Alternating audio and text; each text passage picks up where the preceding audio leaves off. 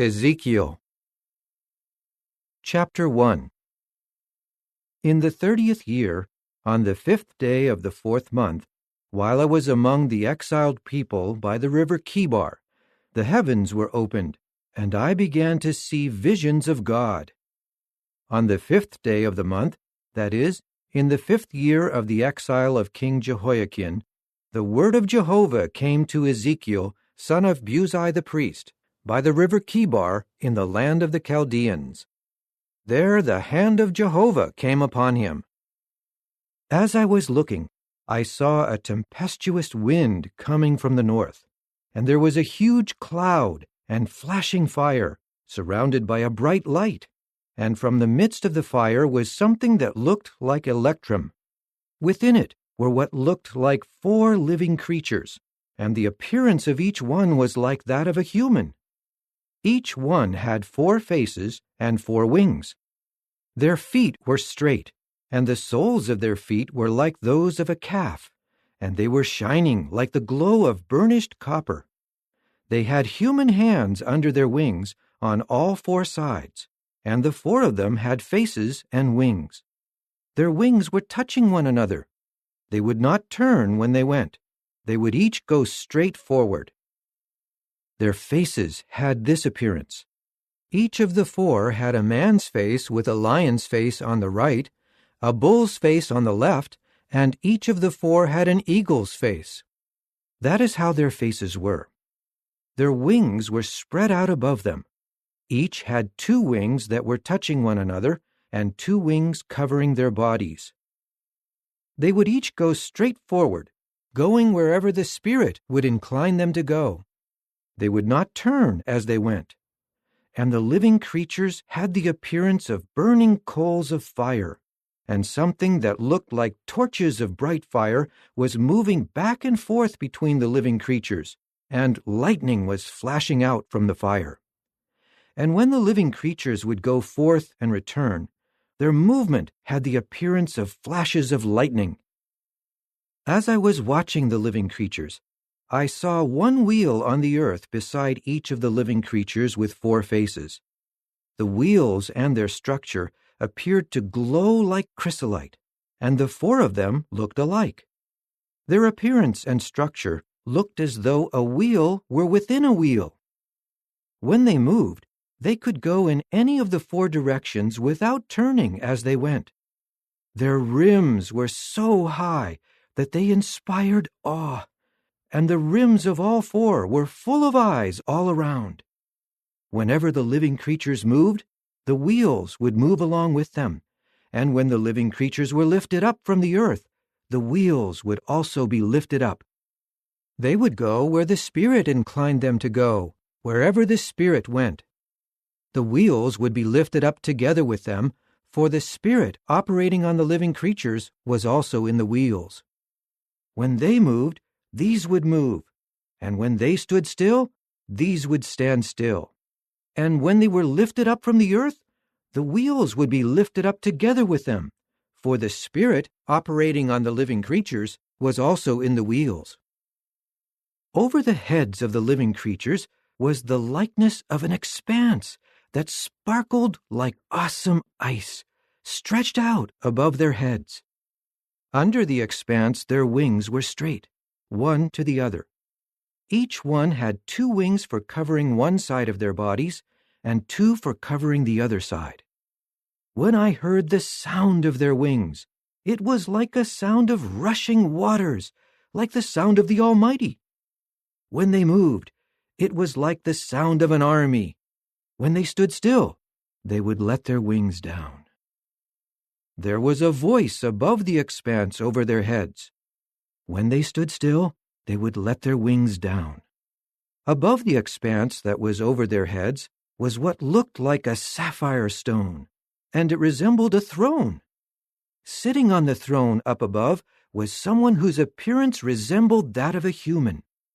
I saw something glowing like electrum that was like a fire radiating from what appeared to be his waist and upward, and from his waist down I saw something that resembled fire.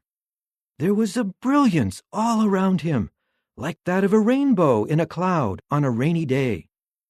That was how the surrounding brilliant light appeared. It was like the appearance of the glory of Jehovah. When I saw it, I fell face down and began to hear the voice of someone speaking. Chapter 2. He then said to me, "Son of man, stand up on your feet, that I may speak with you." When he spoke to me, Spirit came into me and made me stand up on my feet so that I could hear the one speaking to me. He went on to say to me, "Son of man, I am sending you to the people of Israel, to rebellious nations that have rebelled against me. They and their forefathers have transgressed against me down to this very day. I am sending you to sons who are defiant and hard-hearted, and you must say to them, 'This is what the sovereign Lord Jehovah says.' As for them, whether they listen or refuse to listen, for they are a rebellious house, they will certainly know that a prophet was among them. But you, son of man, do not be afraid of them, and do not be afraid of their words, although you are surrounded by briars and thorns, and are dwelling among scorpions. Do not be afraid of their words, and do not be terrified by their faces, for they are a rebellious house. You must speak my words to them, whether they listen or not, for they are a rebellious people. But you, son of man, listen to what I am telling you. Do not become rebellious like this rebellious house. Open your mouth and eat what I am giving you." When I looked, I saw a hand stretched out to me, and in it I saw a written scroll. When he spread it out before me, it had writing on both front and back. Dirges and mourning and wailing were written on it. Chapter 3. Then he said to me, "Son of man, eat what is before you.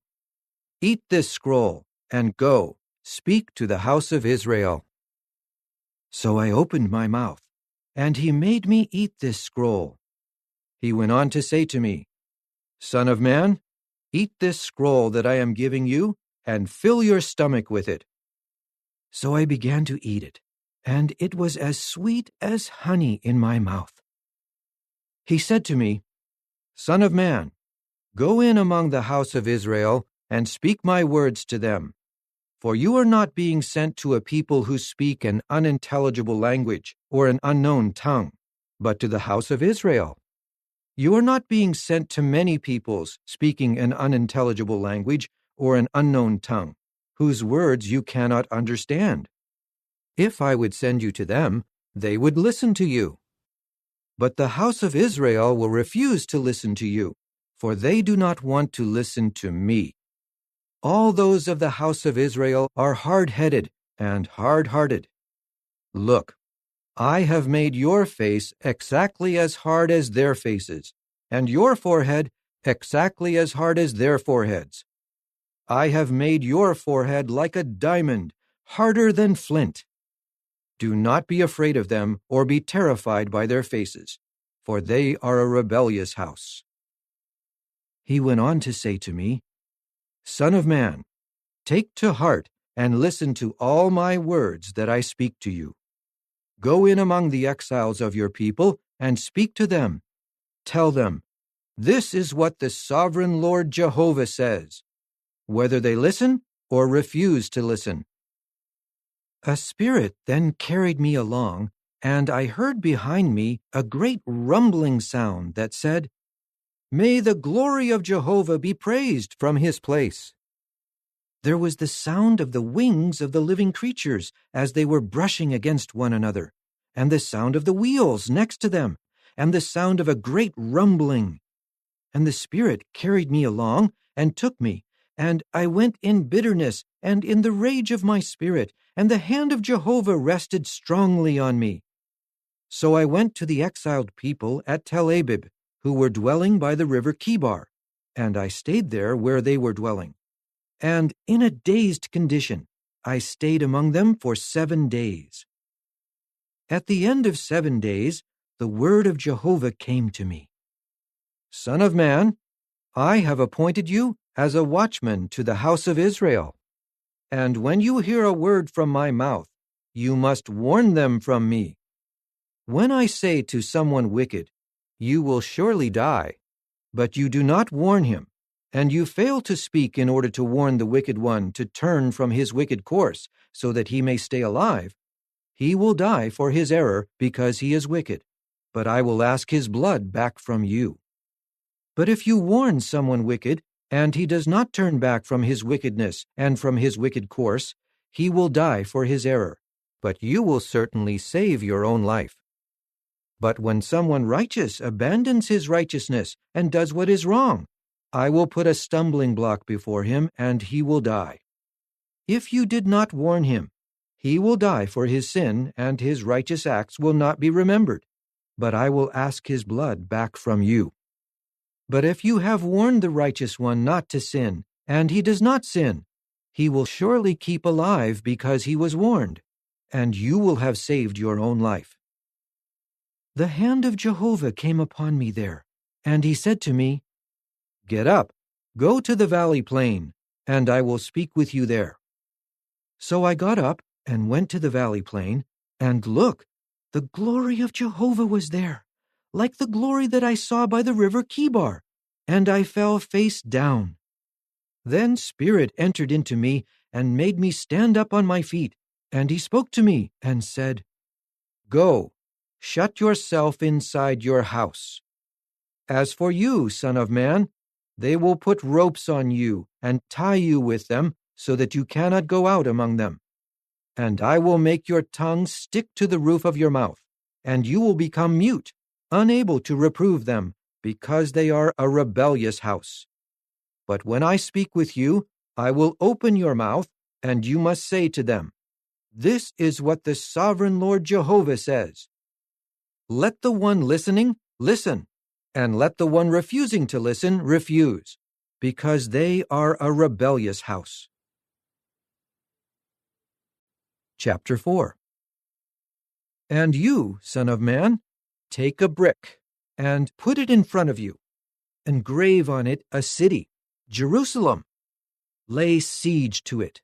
Build a siege wall against it. Raise up a siege rampart against it. Set up camps against it, and surround it with battering rams. Take an iron griddle and place it as an iron wall between you and the city. Then set your face against it, and it will be under siege. You are to besiege it. This is a sign to the house of Israel. Then you should lie on your left side, and lay the guilt of the house of Israel on yourself.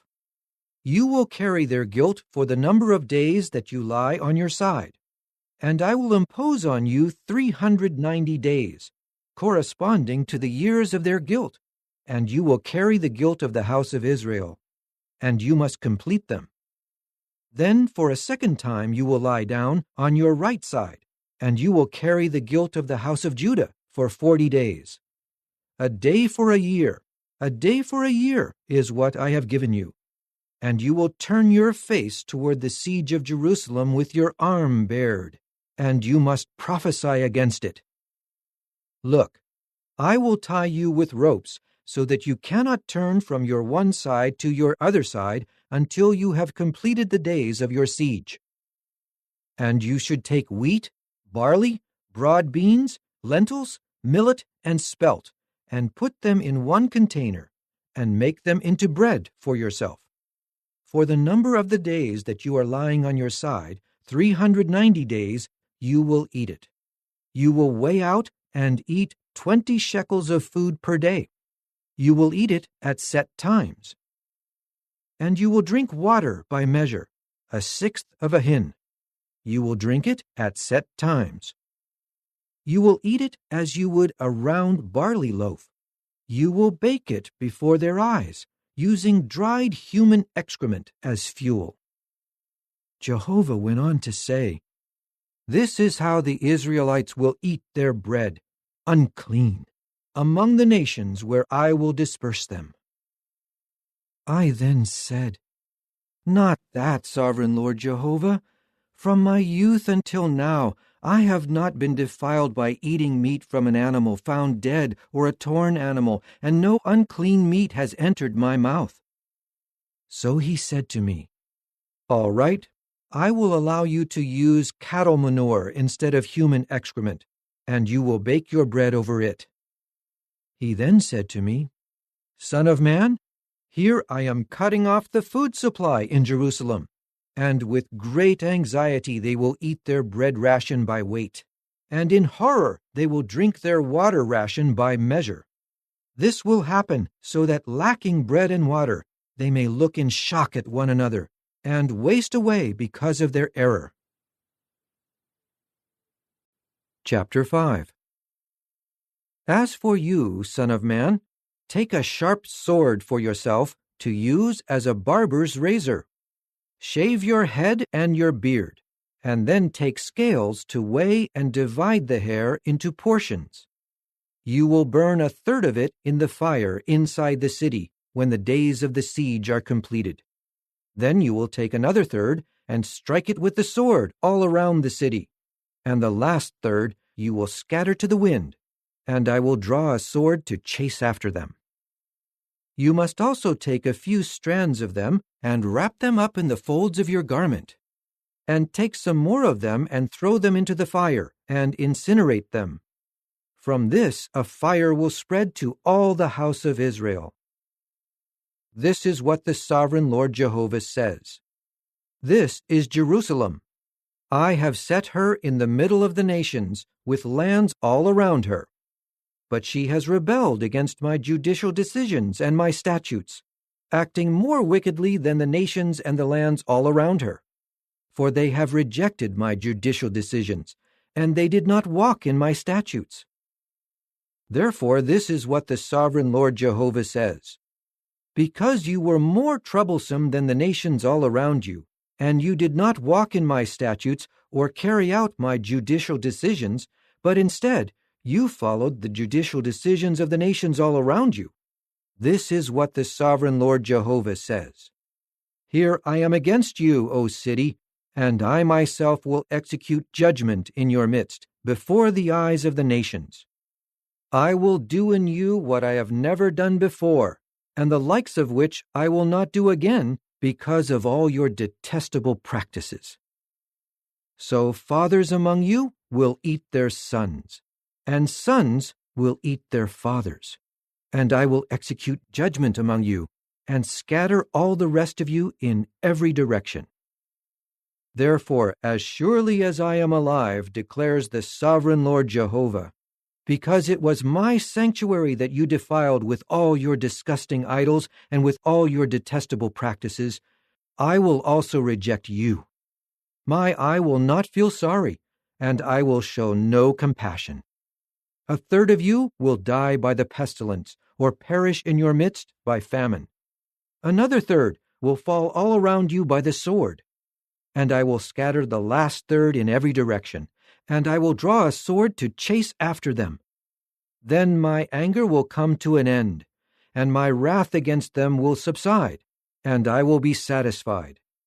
And they will have to know that I, Jehovah, have spoken in my insistence on exclusive devotion, when I have finished unleashing my wrath against them. I will make you a devastated place, and an object of reproach among the surrounding nations, and in the eyes of everyone passing by. You will become an object of reproach and scorn, a warning example, and a horror to the nations around you, when I execute judgment on you in anger and in wrath and with furious punishments. I, Jehovah, have spoken. I will send against them the deadly arrows of famine to destroy them. The arrows that I send will bring you to ruin.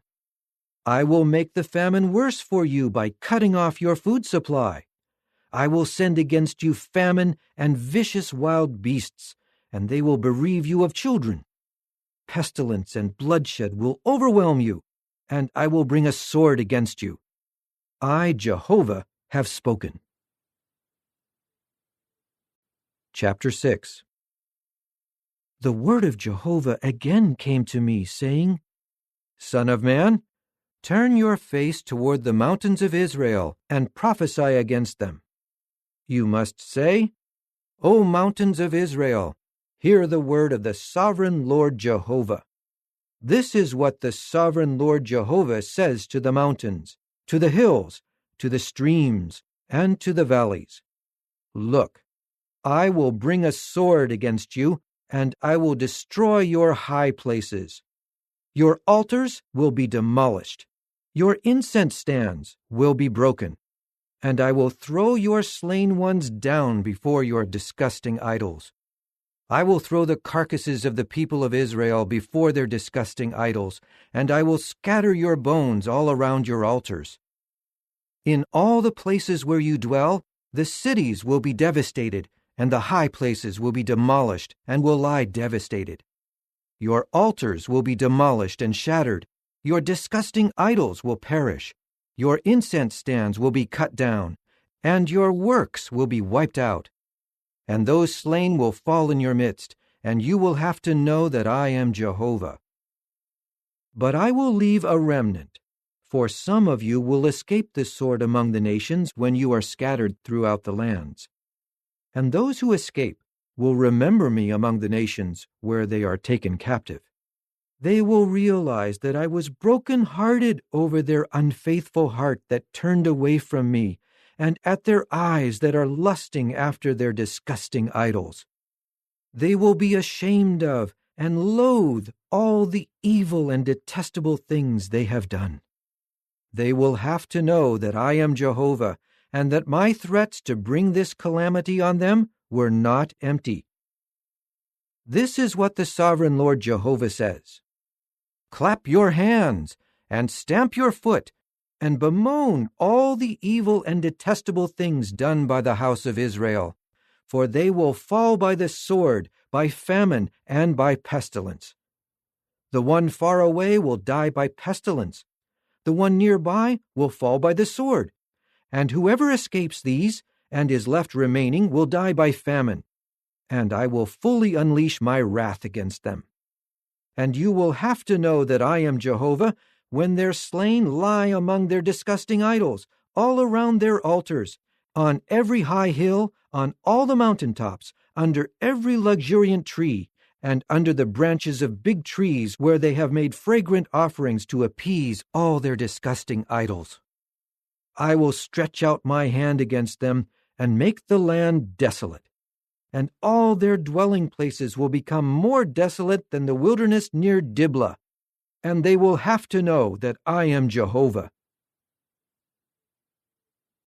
Chapter 7. The word of Jehovah again came to me, saying, As for you, son of man, this is what the sovereign Lord Jehovah says to the land of Israel. An end. The end has come upon the four corners of the land. The end is now upon you, and I will unleash my anger against you, and I will judge you according to your ways, and call you to account for all your detestable deeds. My eye will not feel sorry for you, nor will I feel compassion, for I will bring upon you the results of your own ways, and you will suffer the consequences of your detestable deeds, and you will have to know that I am Jehovah. This is what the sovereign Lord Jehovah says. Look, a calamity, a unique calamity is coming. An end is coming. The end will come. It will rouse itself against you. Look, it is coming. Your turn has come, you who inhabit the land. The time is coming. The day is near. There is confusion and not joyful shouting on the mountains. Very soon I will pour out my rage on you, and I will fully unleash my anger against you, and I will judge you according to your ways, and call you to account for all your detestable deeds. My eye will not feel sorry, nor will I feel compassion. I will bring on you the results of your ways, and you will suffer the consequences of your own detestable deeds. And you will have to know that I, Jehovah, am striking you. Look, the day. Look, it is coming. Your turn has come. The rod has blossomed, and presumptuousness has sprouted. Violence has grown into a rod of wickedness. Neither they nor their wealth, nor their crowds, nor their prominence will survive. The time will come, the day will arrive. Let the buyer not rejoice, and let the seller not mourn, for there is wrath against their whole crowd. For the seller will not return to what was sold, even if his life is spared, for the vision is against the entire multitude. No one will return, and because of his error, no one will preserve his life. They have blown the trumpet, and everyone is ready, but no one is going to the battle, because my wrath is against the whole multitude. The sword is outside, and the pestilence and the famine are inside. Whoever is in the field will die by the sword, and famine and pestilence will consume those in the city. Their survivors who manage to escape will go to the mountains, and like the doves of the valleys, each one will moan over his error. All their hands will hang limp, and all their knees will drip with water. They have put on sackcloth, and shuddering has seized them. Everyone will be put to shame, and every head will be bald. They will throw their silver into the streets, and their gold will become abhorrent to them. Neither their silver nor their gold will be able to save them in the day of Jehovah's fury. They will not be satisfied, nor will they fill their stomachs, for it has become a stumbling block, causing their error. They took pride in the beauty of their ornaments, and they made with them their detestable images, their disgusting idols.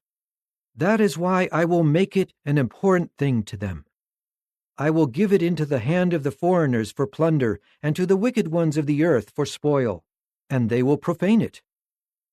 I will turn my face away from them, and they will profane my concealed place, and robbers will enter it and profane it. Make the chain, for the land is full of blood-stained judgment, and the city is full of violence.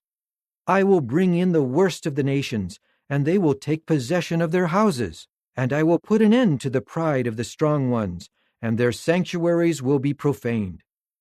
When their anguish comes, they will seek peace, but there will be none. There will come disaster upon disaster, and one report after another, and people will seek a vision from a prophet, but the law will perish from a priest, and advice from the elders. The king will go into mourning, and the chieftain will be clothed with despair, and the hands of the people of the land will tremble in terror. I will treat them according to their ways, and I will judge them as they have judged, and they will have to know that I am Jehovah. Chapter 8. And in the 6th year, in the 6th month, on the 5th day of the month, when I was sitting in my house, and the elders of Judah were sitting before me, the hand of the sovereign Lord Jehovah took hold of me there. As I watched, I saw a form similar to the appearance of fire. There was fire below what appeared to be his waist, and from his waist upward his appearance was bright, like the glow of electrum.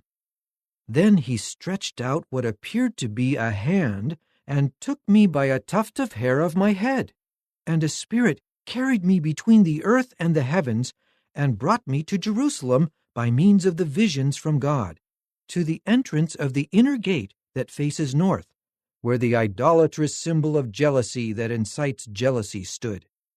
And look, the glory of the God of Israel was there, like the appearance that I had seen in the valley plain. He then said to me, "Son of man, please raise your eyes toward the north." So I raised my eyes toward the north, and there, north of the gate of the altar, was this symbol of jealousy in the entryway. And he said to me, "Son of man, do you see what terrible, detestable things the house of Israel is doing here? Things that make me go far away from my sanctuary. But you will see detestable things that are even more terrible. Then he brought me to the entrance of the courtyard, and when I looked, I saw a hole in the wall. He said to me, "Son of man, please bore through the wall." So I bored through the wall, and I saw an entryway. He said to me, "Go in and see the evil, detestable things that they are doing here." So I went in and looked, and I saw all sorts of images of creeping things and loathsome beasts and all the disgusting idols of the house of Israel. They were carved on the wall all around. And 70 of the elders of the house of Israel were standing before them, with Jaazaniah the son of Shaphan standing among them. Each one had his censer in his hand, and the perfumed cloud of incense was ascending. He said to me, "Son of man, do you see what the elders of the house of Israel are doing in the darkness, each one in the inner rooms where his idols are displayed? For they are saying, 'Jehovah is not seeing us. Jehovah has left the land.'"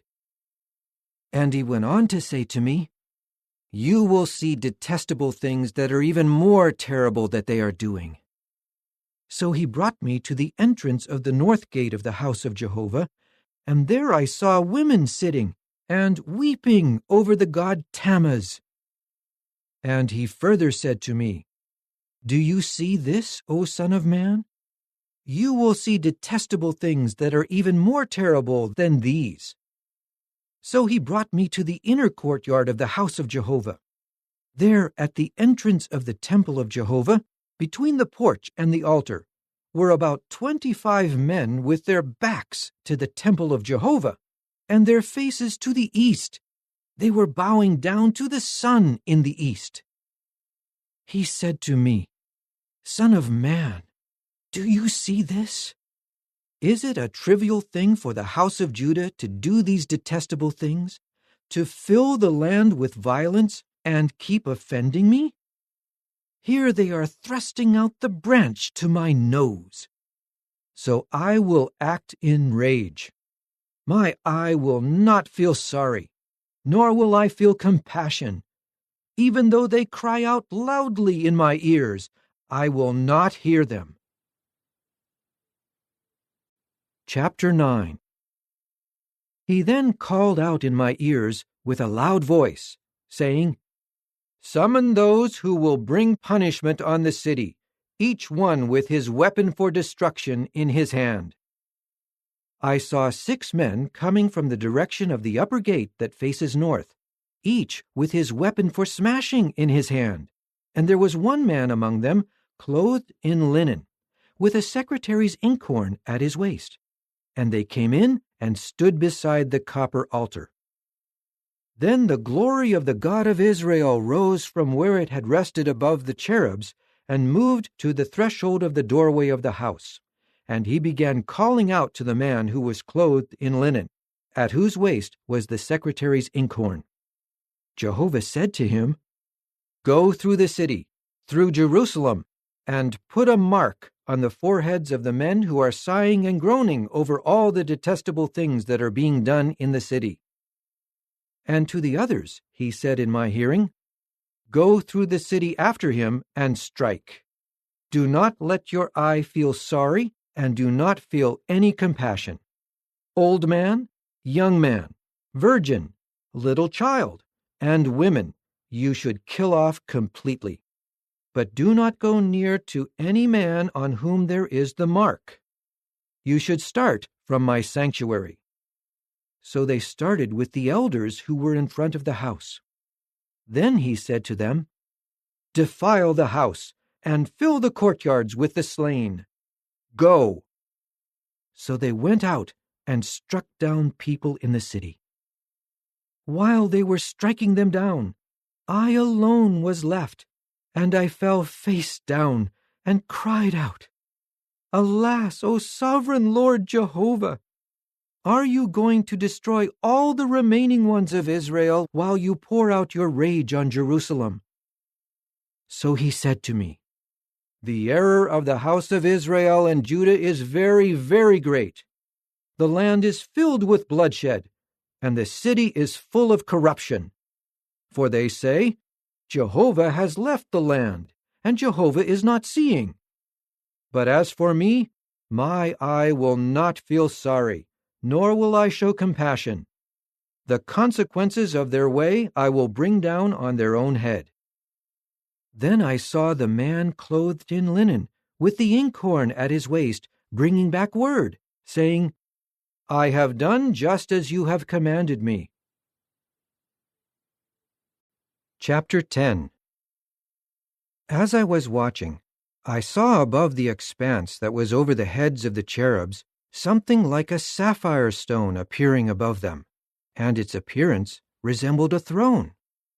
Then he said to the man clothed in linen, Enter between the wheelwork, under the cherubs, and fill both your hands with burning coals from between the cherubs, and toss them over the city. So he entered as I watched. The cherubs were standing to the right of the house when the man entered, and the cloud filled the inner courtyard, and the glory of Jehovah rose up from the cherubs to the threshold of the doorway of the house, and the house gradually became filled with the cloud, and the courtyard was full of the brightness of the glory of Jehovah. And the sound of the wings of the cherubs could be heard in the outer courtyard, like the sound of God Almighty when he speaks. Then he commanded the man clothed in linen, Take fire from between the wheelwork, from between the cherubs. And he entered and stood beside the wheel. Then one of the cherubs stretched his hand out toward the fire that was between the cherubs. He took some and put it into both hands of the one clothed in linen, who now took it and went out. The cherubs had what looked like the form of human hands under their wings. As I was watching, I saw 4 wheels beside the cherubs, 1 wheel beside each cherub, and the wheels appeared to glow like chrysolite stone. As for their appearance, the 4 of them were alike, looking as though a wheel were within a wheel. When they moved, they could go in any of the 4 directions without turning, because they would go to the place where the head would face without turning. Their entire bodies, their backs, their hands, their wings, and the wheels of all 4 of them, were full of eyes all around. As regards the wheels, I heard a voice that called to them, Wheelwork! Each one had 4 faces. The first face was the face of the cherub. The second face was the face of a man. The third was the face of a lion. And the fourth was the face of an eagle. And the cherubs would rise. They were the same living creatures that I had seen at the river Kibar. And when the cherubs moved, the wheels would move alongside them. And when the cherubs lifted up their wings to be high above the earth, the wheels would not turn or move from their side. When these stood still, they would stand still. And when these rose, they would rise with them. For the Spirit operating on the living creatures was in them. Then the glory of Jehovah departed from over the threshold of the doorway of the house and stood still over the cherubs. The cherubs now lifted up their wings and rose from the earth as I watched. The wheels were also alongside them when they departed. They stopped at the entrance of the eastern gate of the house of Jehovah, and the glory of the God of Israel was above them. These were the living creatures that I had seen under the God of Israel at the river Kibar, so I came to know that they were cherubs. All 4 had 4 faces, 4 wings, and what appeared to be human hands under their wings. And the appearances of their faces were like the faces I had seen by the river Kibar. They would each go straight forward. Chapter 11. And a spirit lifted me up and brought me to the eastern gate of the house of Jehovah, the gate that faces east. There at the entrance of the gate I saw 25 men, and among them were Jaazaniah the son of Azur, and Pelatiah the son of Benaiah, princes of the people. Then he said to me, Son of man, these are the men who are scheming evil and giving wicked advice in this city. They are saying, Is it not the time for building houses? The city is the cooking pot, and we are the flesh. So prophesy against them. Prophesy, Son of Man. Then the Spirit of Jehovah came upon me, and he said to me, Say, this is what Jehovah says. What you have said is correct, O house of Israel, and I know what you are thinking. You have caused many to die in this city, and you have filled her streets with the dead.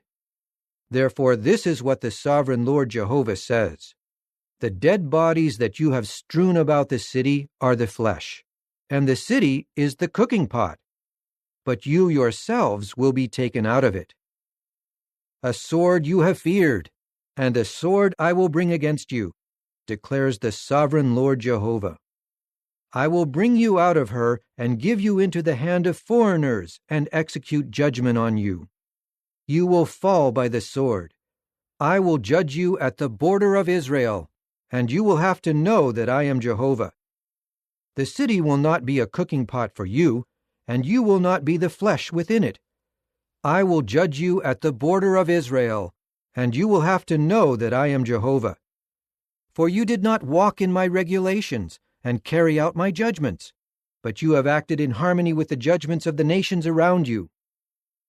As soon as I prophesied, Pelatiah the son of Benaiah died, and I fell face down and cried with a loud voice, Alas, O sovereign Lord Jehovah! Are you going to exterminate the remaining ones of Israel?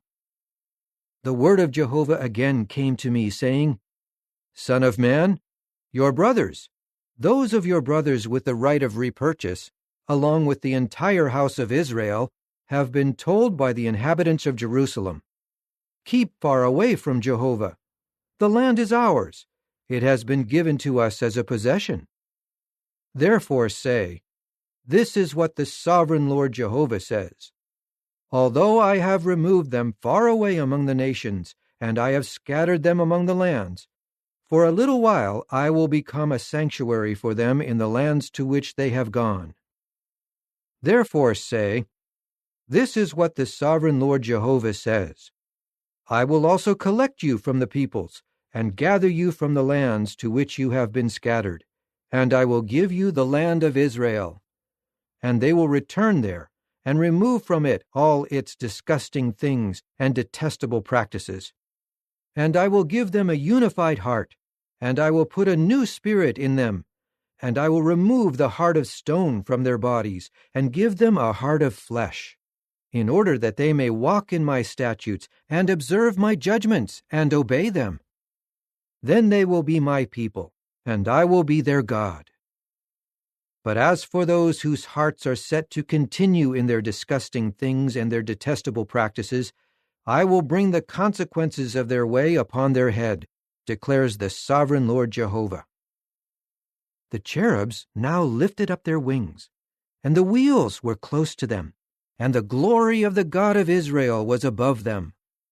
Then the glory of Jehovah ascended from the city and stopped over the mountain to the east of the city.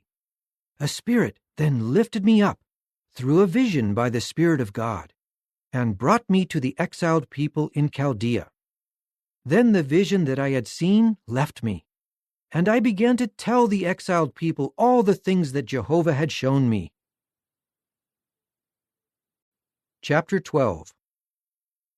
The word of Jehovah again came to me, saying, Son of man, you are living in a rebellious house. They have eyes to see, but they do not see, and ears to hear, but they do not hear, for they are a rebellious house. As for you, son of man, prepare for yourself luggage for going into exile. Then, during the day, while they are watching, you must go into exile. Go into exile from your home to another place while they are watching. Perhaps they will take notice, even though they are a rebellious house. Bring out your luggage packed for going into exile during the day while they are watching, and then in the evening while they are watching, you should leave like someone being taken into exile. While they are watching, bore a hole in the wall, and carry your belongings out through it. While they are watching, put your belongings on your shoulder and carry them out in the darkness. Cover your face so that you cannot see the ground, for I am making you a sign to the house of Israel." I did just as I was commanded. During the day, I brought out my luggage as luggage for going into exile, and in the evening I bored a hole through the wall by hand. And when it was dark, I took out my belongings, carrying them on my shoulder right before their eyes. In the morning, the word of Jehovah again came to me, saying, "Son of man, did not the house of Israel, the rebellious house, ask you, 'What are you doing?' Tell them, this is what the sovereign Lord Jehovah says. This pronouncement concerns the chieftain in Jerusalem and all the house of Israel within the city. Say, 'I am a sign for you,' just as I have done. That is what will be done to them. They will go into exile, into captivity. The chieftain who is among them will carry his belongings on his shoulder and leave in the darkness. He will bore a hole in the wall and carry his belongings out through it. He will cover his face so that he cannot see the ground. I will cast my net over him, and he will be caught in my hunting net. Then I will bring him to Babylon, to the land of the Chaldeans, but he will not see it, and there he will die. And all those around him, his helpers and his troops, I will scatter in every direction, and I will draw out a sword to chase after them. And they will have to know that I am Jehovah when I disperse them among the nations, and I scatter them among the lands. But I will spare a few of them from the sword, the famine, and the pestilence, so that they may tell about all their detestable practices among the nations where they will go. And they will have to know that I am Jehovah." And the word of Jehovah again came to me, saying, "Son of man, you should eat your bread with trembling, and drink your water with agitation and anxiety. Say to the people of the land, 'This is what the sovereign Lord Jehovah says to the inhabitants of Jerusalem in the land of Israel. They will eat their bread with anxiety and drink their water with horror, for their land will become completely desolate because of the violence of all those dwelling in it. The inhabited cities will be devastated, and the land will become a wasteland, and you will have to know that I am Jehovah." And the word of Jehovah again came to me, saying, "Son of man, what is this proverb that you have in Israel that says, 'The days go by, and every vision comes to nothing'? Therefore say to them, 'This is what the sovereign Lord Jehovah says. I will cause this saying to cease, and they will no more use it as a proverb in Israel. But tell them, the days are near, and every vision will take place. For there will no longer be any false vision or flattering divination within the house of Israel. For I, Jehovah, will speak. Whatever word I speak will be done without any more delay. In your days, O rebellious house, I will say the word and carry it out, declares the sovereign Lord Jehovah." The word of Jehovah again came to me, saying, "Son of man, this is what the people of Israel are saying. The vision that he sees is for a long time from now, and he is prophesying about the distant future. Therefore say to them, 'This is what the sovereign Lord Jehovah says. None of my words will be delayed. Whatever I say will be done, declares the sovereign Lord Jehovah." Chapter 13. And the word of Jehovah again came to me, saying, "Son of man, prophesy against the prophets of Israel, and say to those who fabricate their own prophecies, 'Hear the word of Jehovah. This is what the sovereign Lord Jehovah says. Woe to the stupid prophets who follow their own spirit when they have seen nothing. O Israel, your prophets have become like foxes among the ruins. You will not go to the broken places in the stone walls to rebuild them for the house of Israel, so that Israel may keep standing in the battle in the day of Jehovah. They have seen false visions and foretold a lie, those who are saying, 'The word of Jehovah is,' when Jehovah himself has not sent them, and they have waited for their word to come true. Is it not a false vision that you have seen and a lie that you have foretold when you say, 'The word of Jehovah is,' when I have not said anything? Therefore this is what the sovereign Lord Jehovah says. Because you have spoken what is false, and your visions are a lie, I am against you, declares the sovereign Lord Jehovah. My hand is against the prophets whose visions are false and who foretell a lie. They will not be among the people with whom I confide, nor will they be written in the registry of the house of Israel, nor will they return to the land of Israel. And you will have to know that I am the sovereign Lord Jehovah. All of this is because they have led my people astray by saying, 'There is peace,' when there is no peace. When a flimsy partition wall is built, they are plastering it with whitewash. Tell those plastering with whitewash that it will fall.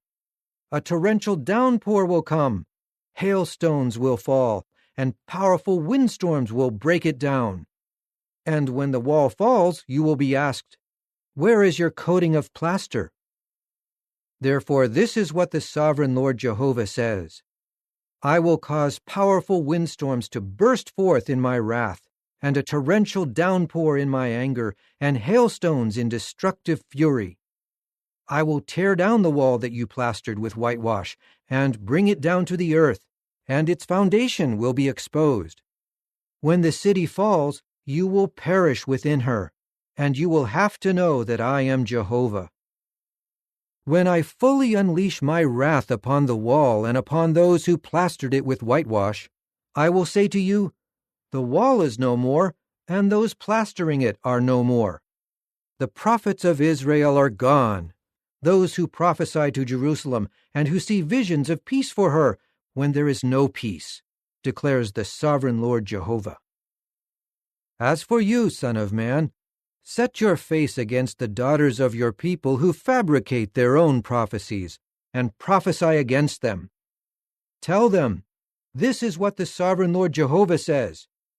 Woe to the women who sew together bands for all arms and make veils for heads of every size in order to hunt down people's lives. Are you hunting for the lives of my people and trying to preserve your own lives? Will you profane me among my people for handfuls of barley and for scraps of bread, putting to death those who should not die and keeping alive those who should not live, doing so by your lies to my people who listen to your lies? Therefore this is what the sovereign Lord Jehovah says. Here I am against your bands, O women, which you use to hunt down people as though they were birds, and I will rip them from your arms and release those whom you are hunting down like birds. I will rip away your veils and rescue my people out of your hand, and they will no longer be something for you to catch in the hunt, and you will have to know that I am Jehovah. For you have disheartened the righteous one with your falsehood, when I was not causing him distress, and you have strengthened the hands of the wicked one, so that he does not turn back from his bad way and stay alive. Therefore, you women will no longer see false visions and practice divination, and I will rescue my people from your hand, and you will have to know that I am Jehovah. Chapter 14. And some of the elders of Israel came and sat down before me. Then the word of Jehovah came to me, saying, Son of man, these men are determined to follow their disgusting idols, and they have set up a stumbling block that causes people to sin. Should I let them inquire of me?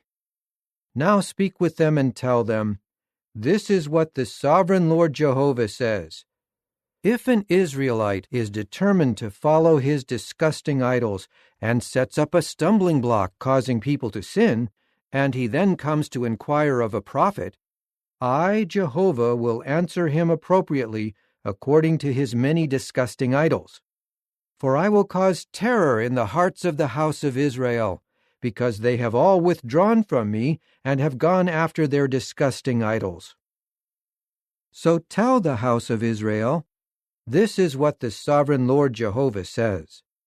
Come back and turn away from your disgusting idols, and turn your faces away from all your detestable practices.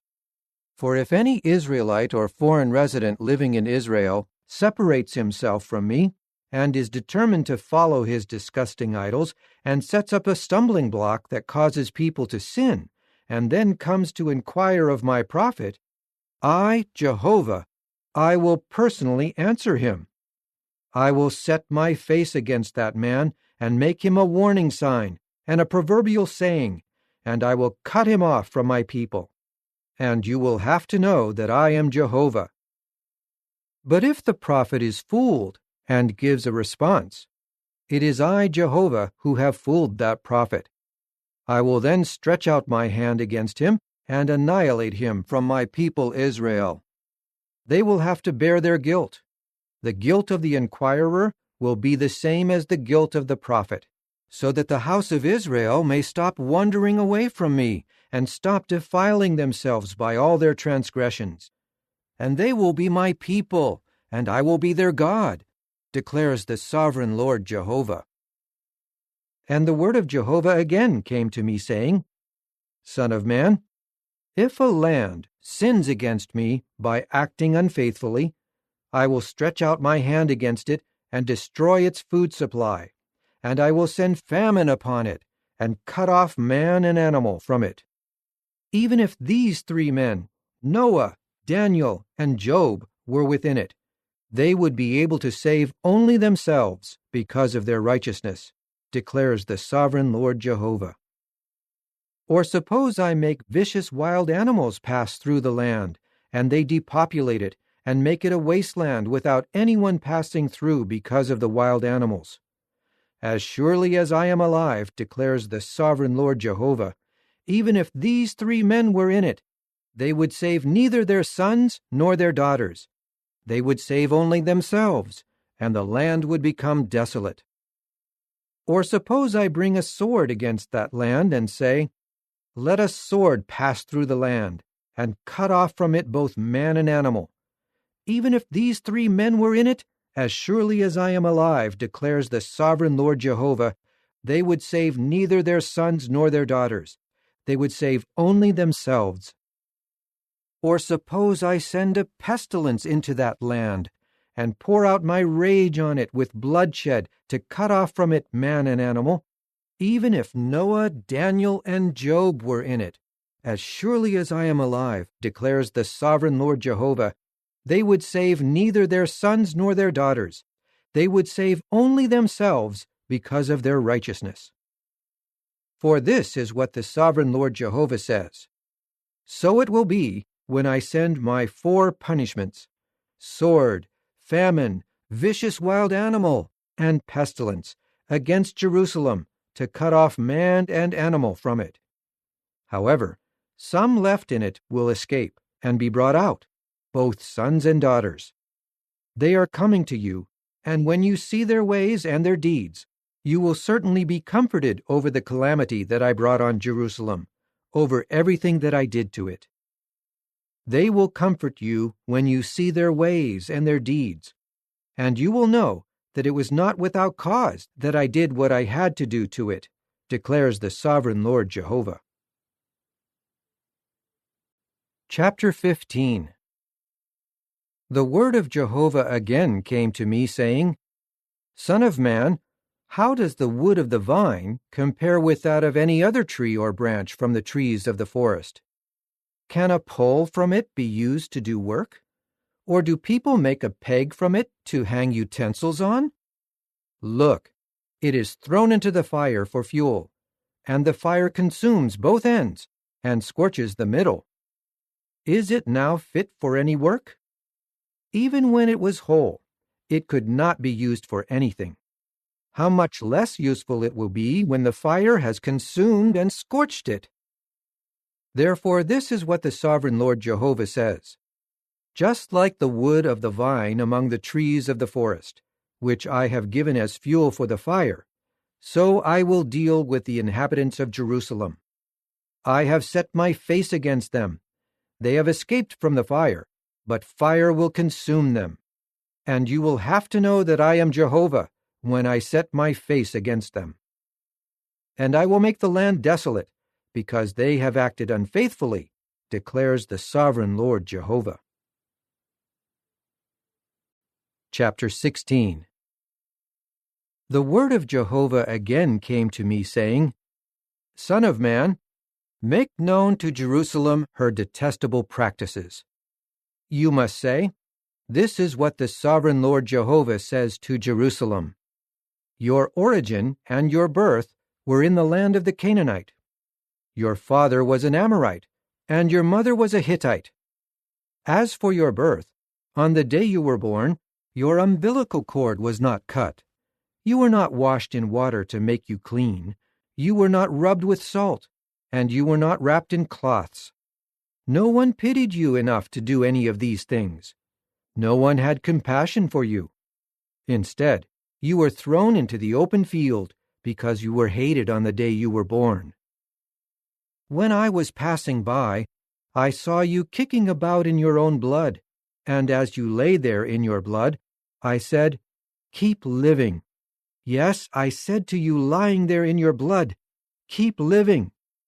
I made you a very great multitude, like plants sprouting in the field, and you grew up and developed and wore the finest ornaments. Your breasts became firm, and your hair grew, but you were still naked and exposed.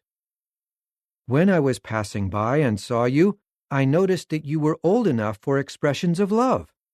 So I spread my garment over you, and covered your nakedness, and made an oath, and entered into a covenant with you, declares the sovereign Lord Jehovah, and you became mine. Furthermore, I washed you with water, and rinsed away your blood, and put oil on you. I then clothed you with an embroidered garment, and gave you fine leather sandals, and wrapped you in fine linen, and I clothed you with costly garments. I adorned you with ornaments, and put bracelets on your hands, and a necklace around your neck. I also put a ring in your nose, and earrings on your ears, and a beautiful crown on your head. You kept adorning yourself with gold and silver, and your clothing was fine linen, costly material, and an embroidered garment. Fine flour, honey, and oil were what you ate, and you grew to be extremely beautiful, and you became fit to be a queen. Your fame began to spread among the nations because of your beauty, for it was perfect because my own splendor I placed upon you, declares the sovereign Lord Jehovah. But you began to trust in your beauty, and you became a prostitute because of your fame.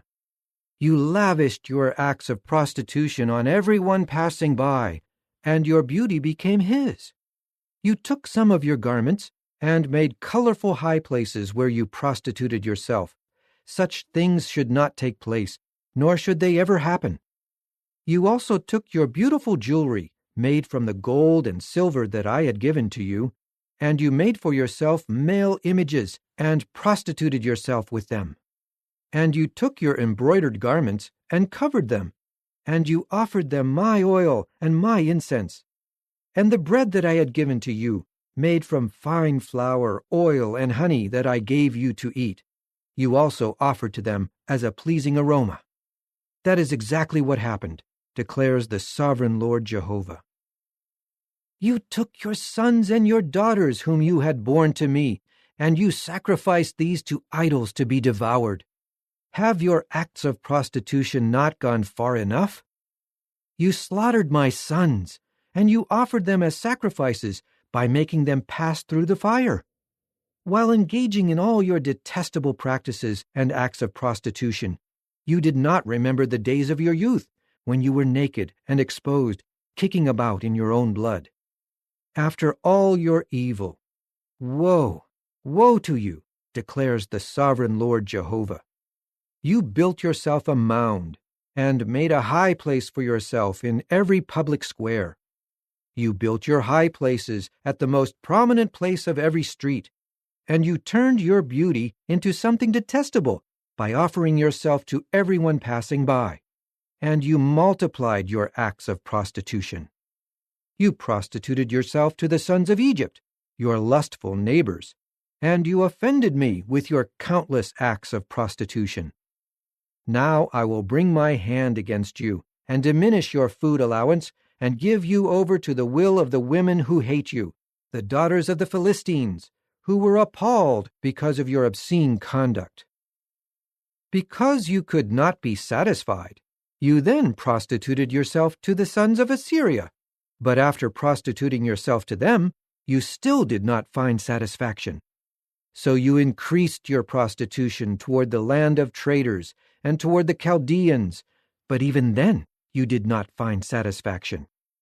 How sick your heart was, declares the sovereign Lord Jehovah, when you did all these things, behaving like a brazen prostitute.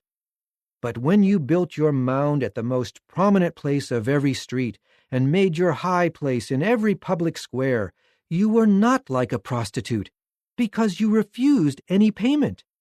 You are an adulterous wife who takes strangers instead of her own husband.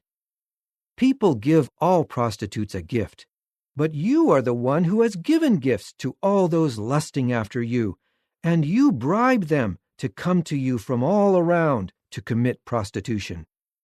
You are the opposite of other women who engage in prostitution. No one commits prostitution your way. You pay others, and they do not pay you. Your way is the opposite. Therefore, O prostitute, hear the word of Jehovah. This is what the sovereign Lord Jehovah says. Because your lust has been poured out, and your nakedness has been exposed during your prostitution with your lovers and all your detestable, disgusting idols, to which you even sacrificed the blood of your sons, therefore I am collecting together all the lovers you have given pleasure to, all those you loved together with all those you hated. I will collect them together against you from all around, and expose your nakedness to them, and they will see you completely naked. And I will punish you with the judgments that adulteresses and women shedding blood deserve, and your blood will be shed in rage and jealousy. I will give you into their hand, and they will tear down your mounds, and your high places will be pulled down, and they will strip you of your garments, and take your beautiful jewelry, and leave you naked and exposed. They will bring against you a crowd, and they will stone you, and will slaughter you with their swords.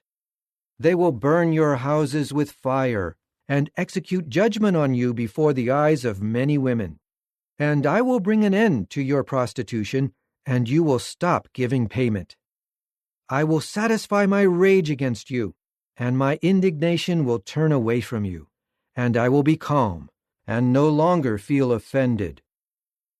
Because you did not remember the days of your youth, and you have angered me by doing all these things, I will now bring the consequences of your ways on your own head, declares the sovereign Lord Jehovah, and you will no longer carry on your obscene conduct and all your detestable practices.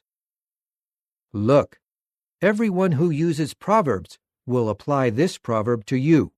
Like mother, like daughter. You are the daughter of your mother, who despised her husband and her children. And you are the sister of your sisters, who despised their husbands and their children. Your mother was a Hittite, and your father was an Amorite. Your older sister is Samaria, who is dwelling to the north of you with her daughters. And your younger sister, who is dwelling to the south of you, is Sodom with her daughters. Not only did you walk in their ways and follow their detestable practices, but in a short while you were even more corrupt in all your conduct than they were. As surely as I am alive, declares the sovereign Lord Jehovah, Sodom your sister and her daughters have not done what you and your daughters have done. Look, this was the error of Sodom your sister. She and her daughters were proud, and had an abundance of food, and carefree tranquility. Yet they did not support the afflicted and the poor. They remained haughty, and carried on detestable practices in my sight, so I found it necessary to remove them. Nor did Samaria commit even half as many sins as you did, You kept making your detestable practices abound more than they have, to the point that your sisters appeared righteous because of all your detestable practices. You must now bear your humiliation, because you have justified the behavior of your sisters. On account of your sin of acting more detestably than they are more righteous than you. So now, be ashamed, and bear the humiliation of making your sisters appear righteous. And I will gather their captives, the captives of Sodom and her daughters, and the captives of Samaria and her daughters. I will also gather your captives along with them, so that you may bear your humiliation, and you will feel humiliated because of what you have done by comforting them. Your own sisters, Sodom and her daughters, will return to their former state, and Samaria and her daughters will return to their former state, and you along with your own daughters will return to your former state. Sodom your sister was not worthy of your mention in the day of your pride, before your own wickedness was exposed. Now the daughters of Syria and her neighbors reproach you, and the daughters of the Philistines, those all around you, treat you with scorn. You will bear the consequences of your obscene conduct and your detestable practices, declares Jehovah. For this is what the sovereign Lord Jehovah says: I will now do with you just as you have done, for you despised the oath by breaking my covenant. But I myself will remember the covenant that I made with you in the days of your youth, and I will establish with you a permanent covenant. You will remember your behavior and feel humiliated when you welcome your sisters, those older than you as well as those younger than you, and I will give them to you as daughters, but not because of your covenant. And I myself will establish my covenant with you, and you will have to know that I am Jehovah.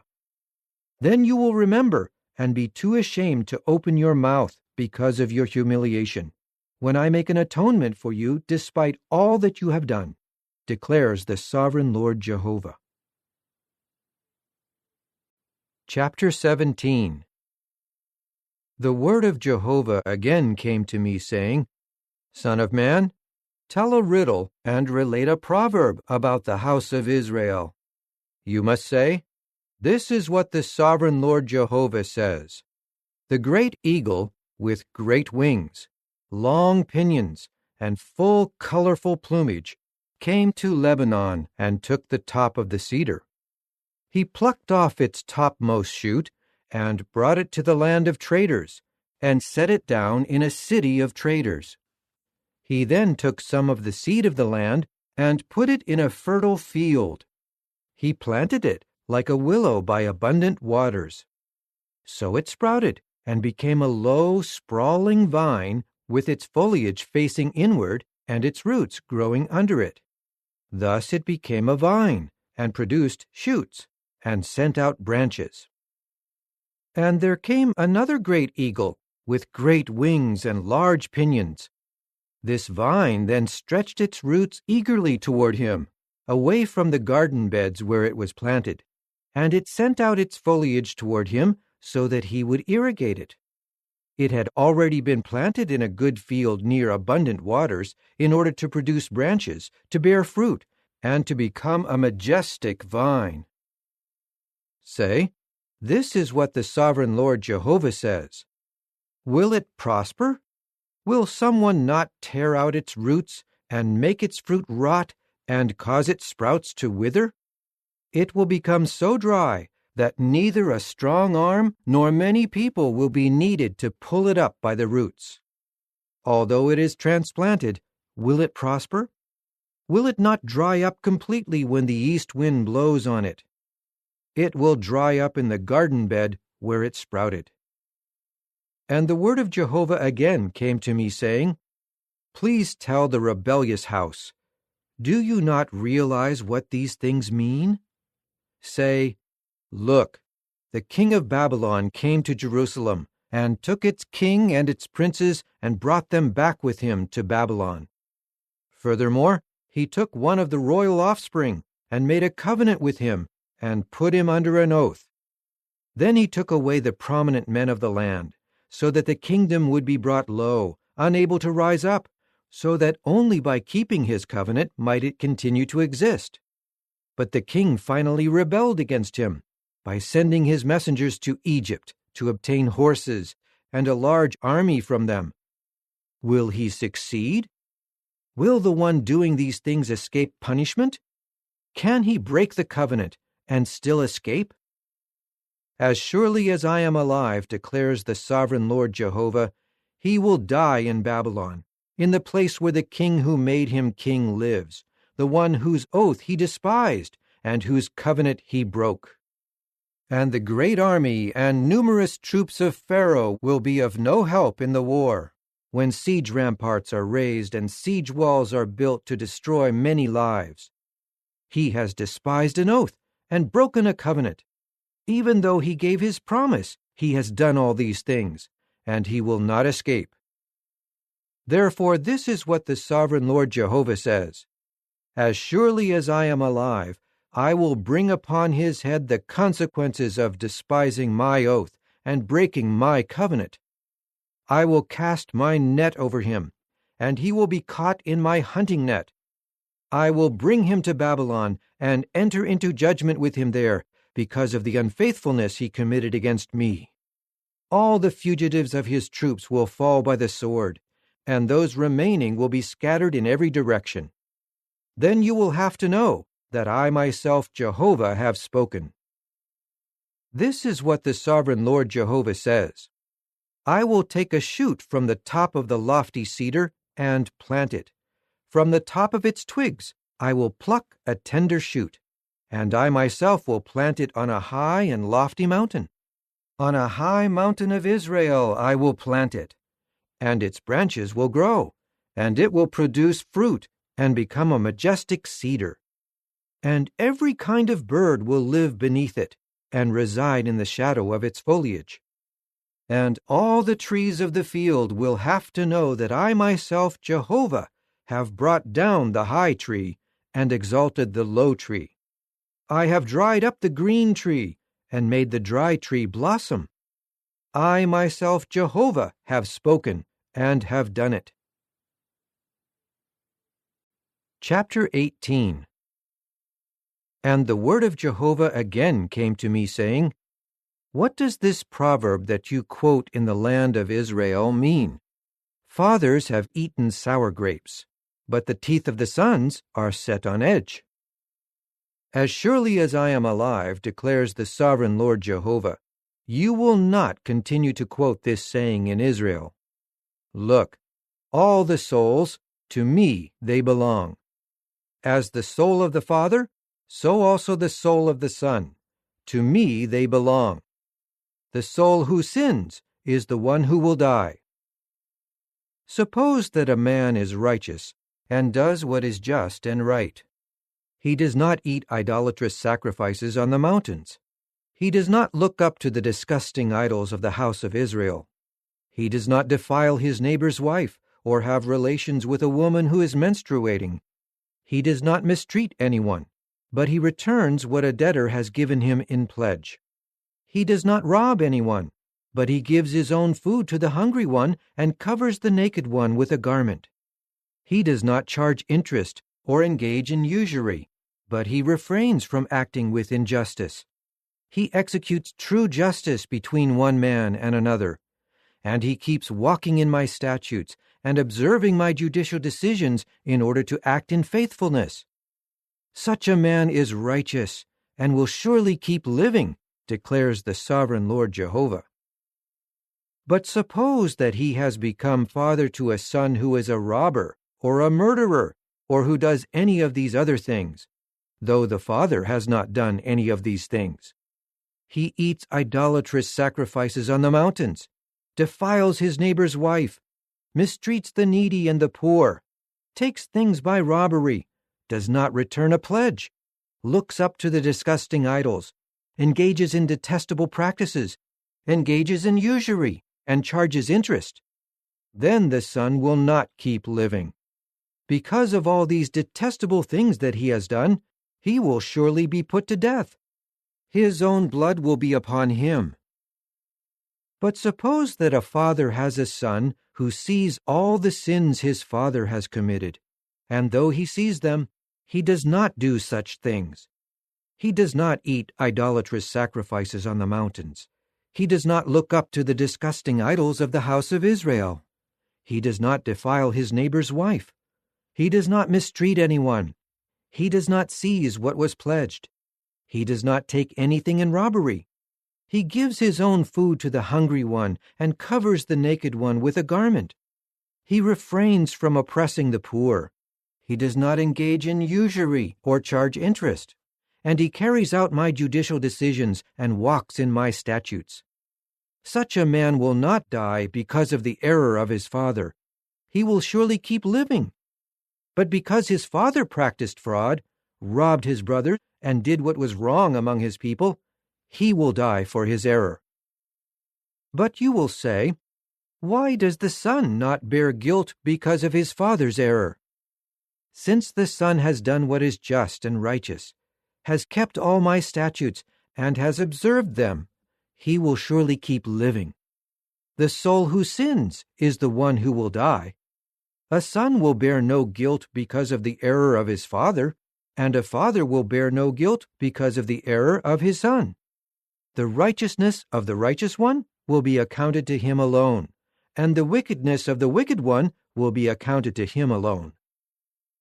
Now, if someone wicked turns away from all the sins he has committed, and keeps my statutes, and does what is just and righteous, he will surely keep living.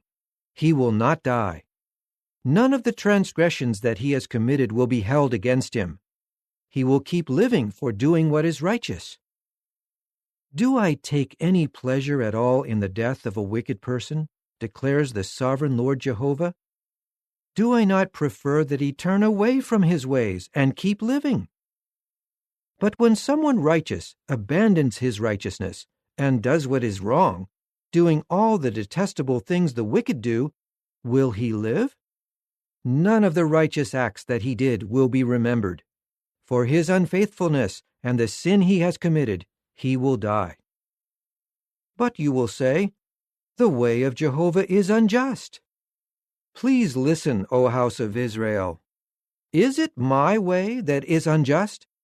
Is it not your ways that are unjust? When someone righteous abandons his righteousness and does what is wrong and dies because of it, he will die for his own wrongdoing. And when someone wicked turns away from the wickedness that he has committed and begins to do what is just and righteous, he will preserve his own life. When he realizes and turns away from all the transgressions that he has committed, he will surely keep living. He will not die. But the house of Israel will say, the way of Jehovah is unjust. Is it really my ways that are unjust, O house of Israel? Is it not your ways that are unjust? Therefore I will judge each one of you according to his ways, O house of Israel, declares the sovereign Lord Jehovah. Turn away, yes, turn completely away from all your transgressions, so that they will not be a stumbling block bringing guilt upon you. Rid yourselves of all the transgressions you have committed, and acquire a new heart and a new spirit. For why should you die, O house of Israel? I do not take any pleasure in the death of anyone, declares the sovereign Lord Jehovah. So turn back and live. Chapter 19. You must sing a dirge concerning the chieftains of Israel, and say, what was your mother? A lioness among lions. She lay down among strong young lions and reared her cubs. She raised one of her cubs, and he became a strong young lion. He learned how to tear prey apart. He even devoured humans. Nations heard about him and caught him in their pit, and they brought him to the land of Egypt with hooks. She waited, and eventually saw that there was no hope for his return. So she took another of her cubs and sent him out as a strong young lion. He also walked about among the lions and became a strong young lion. He learned how to tear prey apart, and he even devoured humans. He prowled among their fortified towers and devastated their cities, so that the desolate land was filled with the sound of his roaring. Nations from the surrounding districts came against him to cast their net over him, and he was caught in their pit. With hooks they put him in a cage and brought him to the king of Babylon. There they confined him so that his voice would no more be heard on the mountains of Israel. Your mother was like a vine in your blood, planted by waters. It bore fruit and was full of branches because of the abundant water. It developed strong branches, fit for the scepters of rulers. It grew and towered over the other trees, and it became visible because of its height and because of the abundance of its foliage. But in fury she was uprooted and thrown to the earth, and an east wind dried up her fruit. Her strong branches were torn off and became dry, and fire consumed them. Now she is planted in the wilderness, in a waterless, thirsty land. The fire spread from her branches and consumed her shoots and her fruit, and there was no strong branch left, no scepter for ruling. That is a dirge, and it will serve as a dirge. Chapter 20.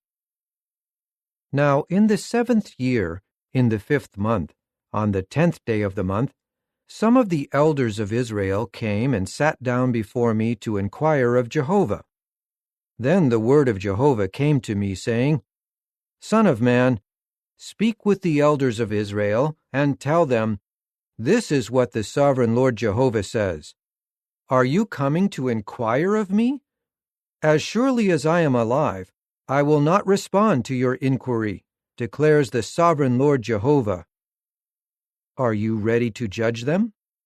Are you ready to judge them, Son of man?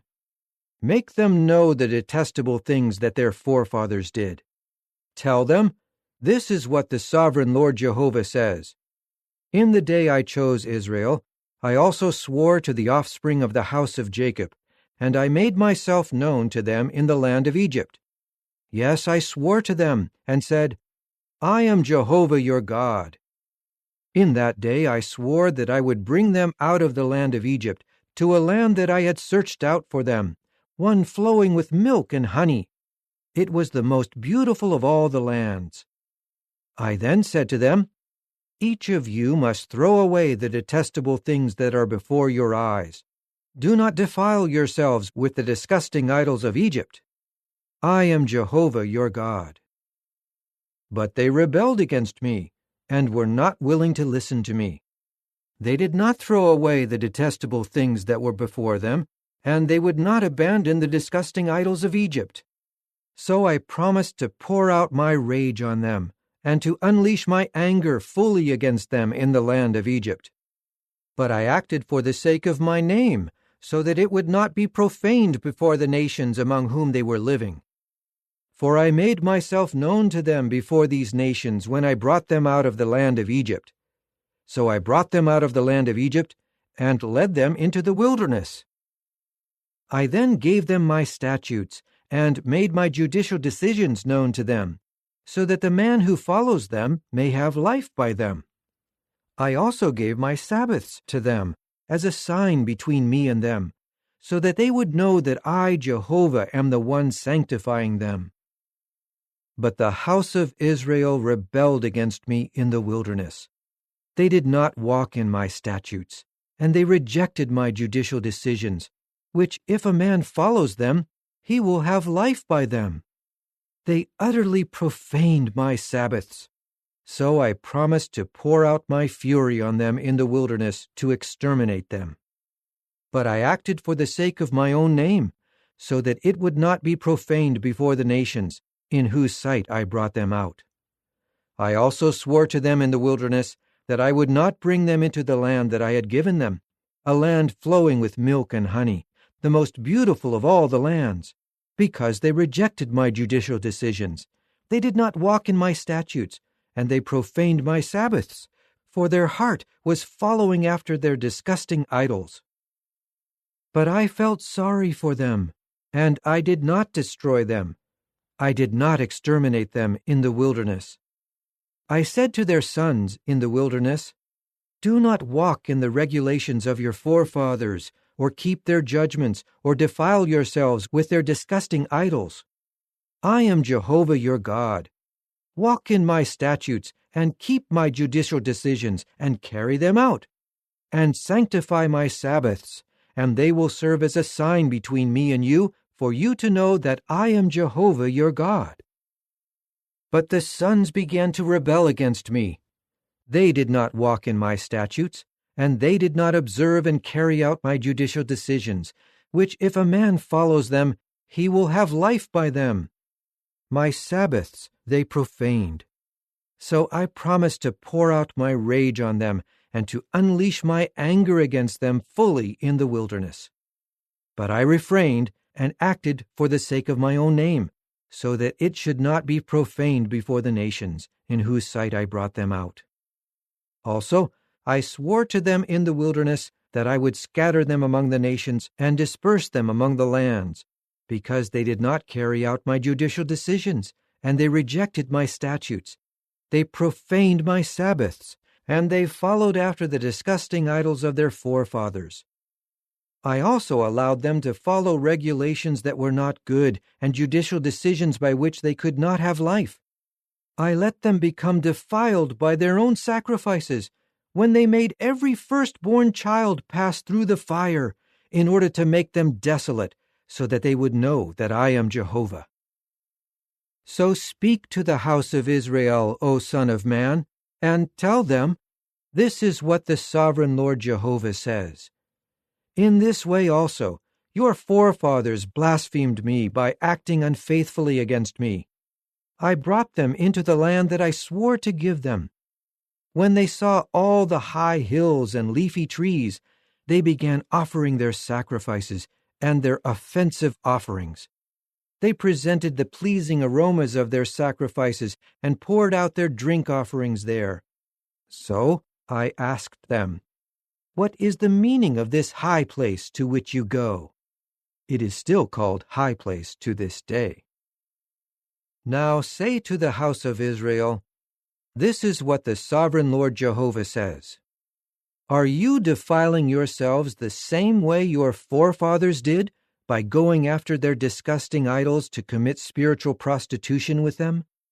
And are you still defiling yourselves to this day, by offering sacrifices to all your disgusting idols, making your sons pass through the fire? Should I at the same time respond to your inquiry, O house of Israel? As surely as I am alive, declares the sovereign Lord Jehovah, I will not respond to your inquiry. And what you have in mind when you say, 'Let us become like the nations, like the families of the other lands, who worship wood and stone,' it will never happen. As surely as I am alive, declares the sovereign Lord Jehovah, I will rule as king over you with a mighty hand, with an outstretched arm, and with an outpouring of rage. I will bring you out from the peoples, and collect you together out of the lands where you have been scattered with a mighty hand, with an outstretched arm, and with an outpouring of rage. I will bring you into the wilderness of the peoples, and enter into judgment with you there, face to face. Just as I entered into judgment with your forefathers in the wilderness of the land of Egypt, so I will enter into judgment with you, declares the sovereign Lord Jehovah. I will make you pass under the shepherd's staff, and bring you under obligation to the covenant. But I will remove from you the rebels and those transgressing against me.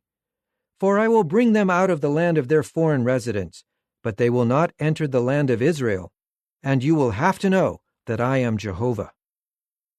As for you, O house of Israel, this is what the sovereign Lord Jehovah says. Each of you go and serve his disgusting idols. But afterward, if you do not listen to me, you will no longer be able to profane my holy name by your sacrifices and your disgusting idols. For in my holy mountain, on a high mountain of Israel, declares the sovereign Lord Jehovah, is where the whole house of Israel, all of them, will serve me in the land. I will take pleasure in them there, and I will require your contributions and the first fruits of your offerings, all your holy things. Because of the pleasing aroma, I will take pleasure in you when I bring you out from the peoples and collect you together from the lands to which you have been scattered, and I will be sanctified among you before the eyes of the nations. And you will have to know that I am Jehovah when I bring you to the land of Israel, into the land that I swore to give to your forefathers. And there you will remember your conduct and all your deeds by which you defiled yourselves, and you will loathe yourselves because of all the bad things that you did. Then you will have to know that I am Jehovah when I deal with you for the sake of my name, not according to your wicked conduct, or according to your corrupted dealings, O house of Israel, declares the sovereign Lord Jehovah. And the word of Jehovah again came to me, saying, Son of man, turn your face in the direction of the southern quarter, and proclaim to the south, and prophesy to the forest of the field of the south. Say to the forest of the south, Hear the word of Jehovah. This is what the sovereign Lord Jehovah says. Here I am setting a fire ablaze against you, and it will consume every green tree and every dry tree in you. The burning flame will not be extinguished, and every face will be scorched by it, from south to north. And all flesh will see that I myself, Jehovah, have set it afire, so that it will not be extinguished. And I said, Alas, O sovereign Lord Jehovah! They are saying about me, Is he not just speaking in riddles? Chapter 21. The word of Jehovah again came to me, saying, Son of man, turn your face toward Jerusalem, and make a proclamation against the holy places, and prophesy against the land of Israel. Say to the land of Israel, This is what Jehovah says. Here I am against you, and I will bring my sword out of its sheath, and cut off from you both the righteous and the wicked. Because I will cut off from you the righteous and the wicked, my sword will be drawn from its sheath against all flesh, from south to north. All people will have to know that I myself, Jehovah, have drawn my sword from its sheath. It will not go back again. And you, son of man, sigh while you tremble. Yes, sigh bitterly before them. And if they say to you, Why are you sighing? You will say, Because of a report. For it will certainly come, and every heart will melt with fear, and every hand will hang limp, and every spirit will become dejected, and every knee will drip with water. Look, it will certainly come. It will take place, declares the sovereign Lord Jehovah. The word of Jehovah again came to me, saying, Son of man, prophesy and say, This is what Jehovah says. Say, A sword is sharpened, and it is polished. It is sharpened to inflict a great slaughter.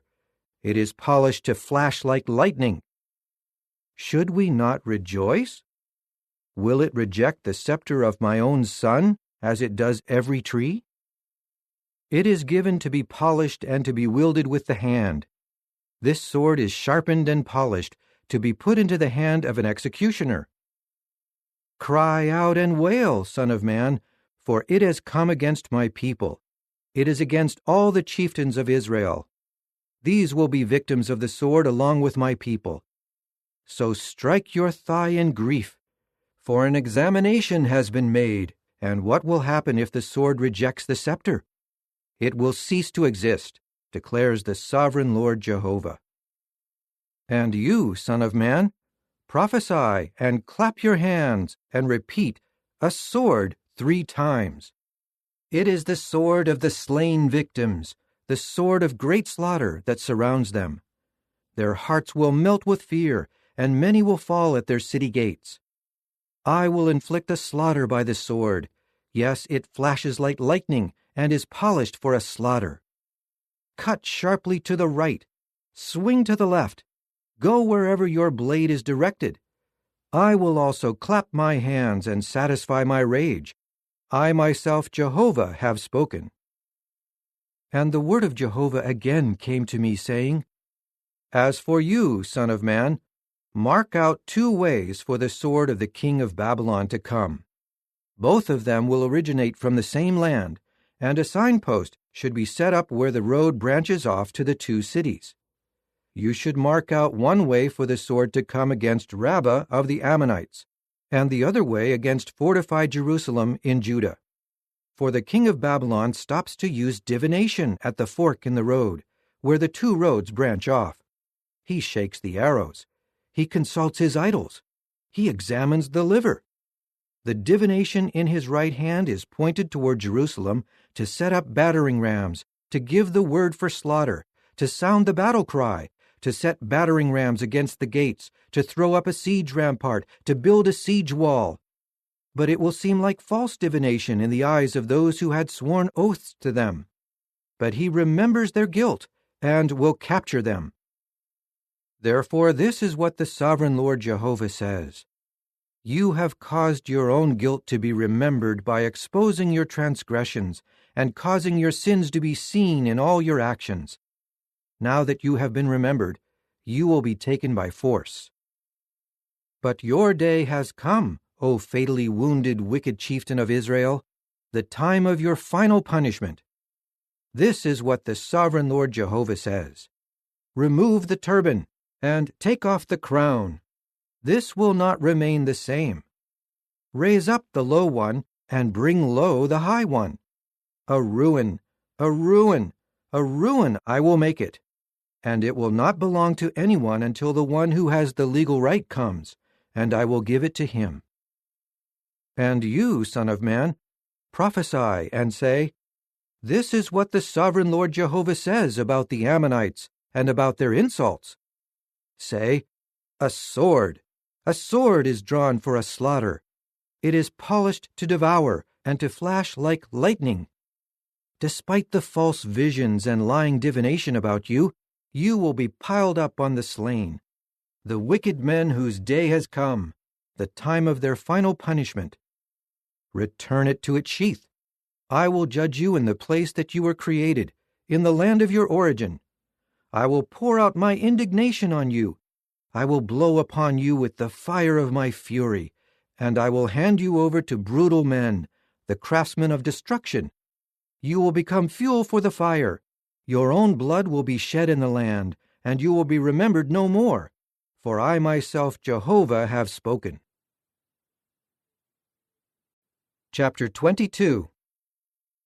And the word of Jehovah again came to me, saying, As for you, son of man, are you prepared to pronounce judgment on the blood-guilty city, and to make known to her all her detestable things? You are to say, This is what the sovereign Lord Jehovah says. O city that sheds blood within herself, whose time is coming, who makes disgusting idols to defile herself, your bloodshed has made you guilty, and your disgusting idols have made you unclean. You have hastened the end of your days, and the end of your years has come. That is why I will make you an object of reproach to the nations, and an object of mockery to all the lands. The lands nearby, and those far away from you, will mock you, you whose name is unclean, and who are filled with turmoil. Look, each of the chieftains of Israel among you uses his authority to shed blood. Within you they treat their father and mother with contempt. They defraud the foreign resident, and they mistreat the fatherless child and the widow. My holy places you despise, and my Sabbaths you profane. Within you are slanderers intent on shedding blood. Within you they eat sacrifices on the mountains, and carry on obscene conduct in your midst. Within you they dishonor their father's bed, and they violate a woman unclean in her menstruation. Within you one man acts detestably with his neighbor's wife, another defiles his own daughter-in-law with obscene conduct, and another violates his sister, the daughter of his own father. Within you they take a bribe to shed blood. You lend on interest or for a profit, and you extort money from your neighbors. Yes, you have entirely forgotten me, declares the sovereign Lord Jehovah. Look, I clap my hands in disgust at the dishonest gain you have made and over the acts of bloodshed in your midst. Will your courage endure and your hands remain strong in the days when I take action against you? I myself, Jehovah, have spoken, and I will take action. I will scatter you among the nations and disperse you among the lands, and I will put an end to your uncleanness. And you will be dishonored before the nations, and you will have to know that I am Jehovah. And the word of Jehovah again came to me, saying, Son of man, the house of Israel has become like worthless dross to me. All of them are copper and tin and iron and lead in a furnace. They have become the dross of silver. Therefore, this is what the sovereign Lord Jehovah says. Because all of you have become like worthless dross, I am collecting you together inside Jerusalem. Just as silver and copper and iron and lead and tin are collected inside a furnace in order to blow fire upon them and melt them, so I will collect you together in my anger and in my rage, and I will blow upon you and make you melt. I will bring you together and blow upon you with the fire of my fury, and you will be melted inside of her. Just as silver is melted in a furnace, so you will be melted inside her, and you will have to know that I myself, Jehovah, have poured out my rage on you. And the word of Jehovah again came to me, saying, Son of man, say to her, You are a land that will not be cleansed or rained on in the day of indignation. Her prophets have conspired within her, like a roaring lion tearing prey. They are devouring people. They are seizing treasure and precious things. They have made many widows within her. Her priests have violated my law, and they keep profaning my holy places. They make no distinction between what is holy and what is common, and they fail to make known what is unclean and what is clean. And they refuse to observe my Sabbaths, and I am profaned among them. Her princes in her midst are like wolves tearing prey. They shed blood and kill people to make dishonest gain. But her prophets have plastered over their deeds with whitewash. They see false visions and give lying divination, and they say, This is what the sovereign Lord Jehovah says, when Jehovah himself has not spoken. The people of the land have defrauded and committed robbery. They have mistreated the needy and the poor, and they have defrauded the foreign resident and denied him justice. I was looking for a man from among them who would repair the stone wall or stand before me in the breach in behalf of the land, so that it would not be destroyed, but I found no one. So I will pour out my indignation on them and exterminate them with the fire of my fury. I will bring the consequences of their way on their own head, declares the sovereign Lord Jehovah. Chapter 23. The word of Jehovah again came to me, saying, Son of man, there were two women who were the daughters of the same mother. They became prostitutes in Egypt. From their youth they engaged in prostitution. Their breasts were squeezed there, and their virgin bosoms were fondled. Their names were Oholah, the older one, and her sister Oholibah. They became mine, and gave birth to sons and daughters. As for their names, Oholah is Samaria, and Oholibah is Jerusalem. Oholah began to prostitute herself while she belonged to me. She lusted after her passionate lovers, her neighbors, the Assyrians.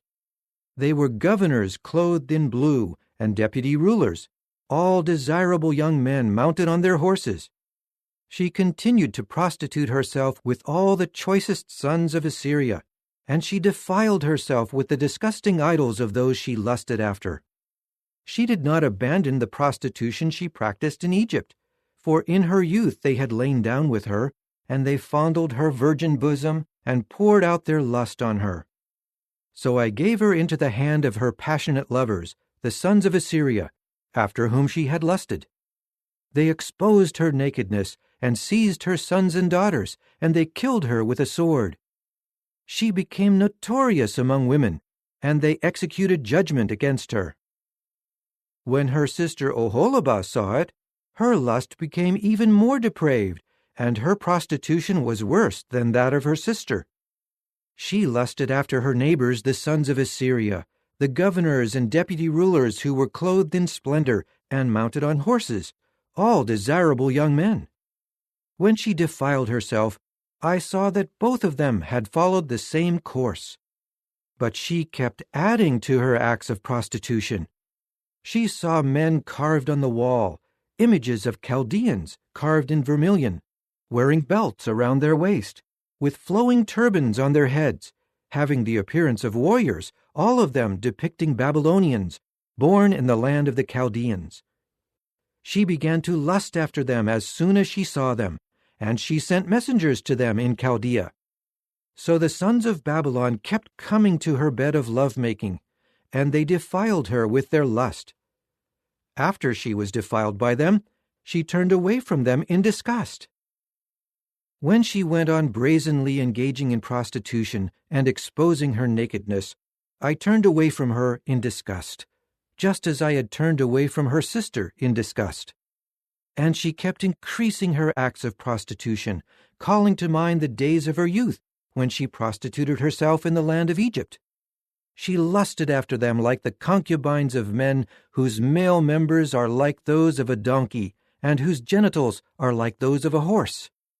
You yearned for the obscene conduct of your youth in Egypt, when they fondled your bosom, the breasts of your youth.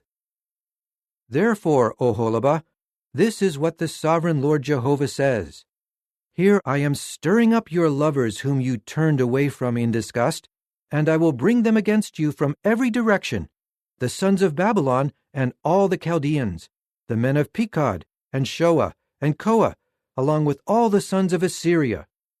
All of them are desirable young men, governors and deputy rulers, warriors and hand-picked, all mounted on horses. They will attack you with rumbling war chariots and wheels, and with a great assembly of troops, with large shield and buckler and helmet. They will take up positions all around you, and I will authorize them to pass judgment, and they will judge you as they see fit. I will express my indignation against you, and they will deal with you in their rage. They will cut off your nose and your ears, and those of you who remain will fall by the sword. They will take away your sons and your daughters, and those of you who remain will be consumed by fire. They will strip off your garments and seize your beautiful jewelry. I will put an end to your obscene conduct and your prostitution, which started in the land of Egypt. You will stop looking at them, and you will remember Egypt no more. For this is what the sovereign Lord Jehovah says. Here I am about to hand you over to those you hate, those you turned away from in disgust. They will deal with you in hatred and take away all you have toiled for and leave you naked and exposed. The shameful nakedness of your immorality and your obscene conduct and your prostitution will be exposed. These things will be done to you because you chased after the nations like a prostitute, because you defiled yourself with their disgusting idols.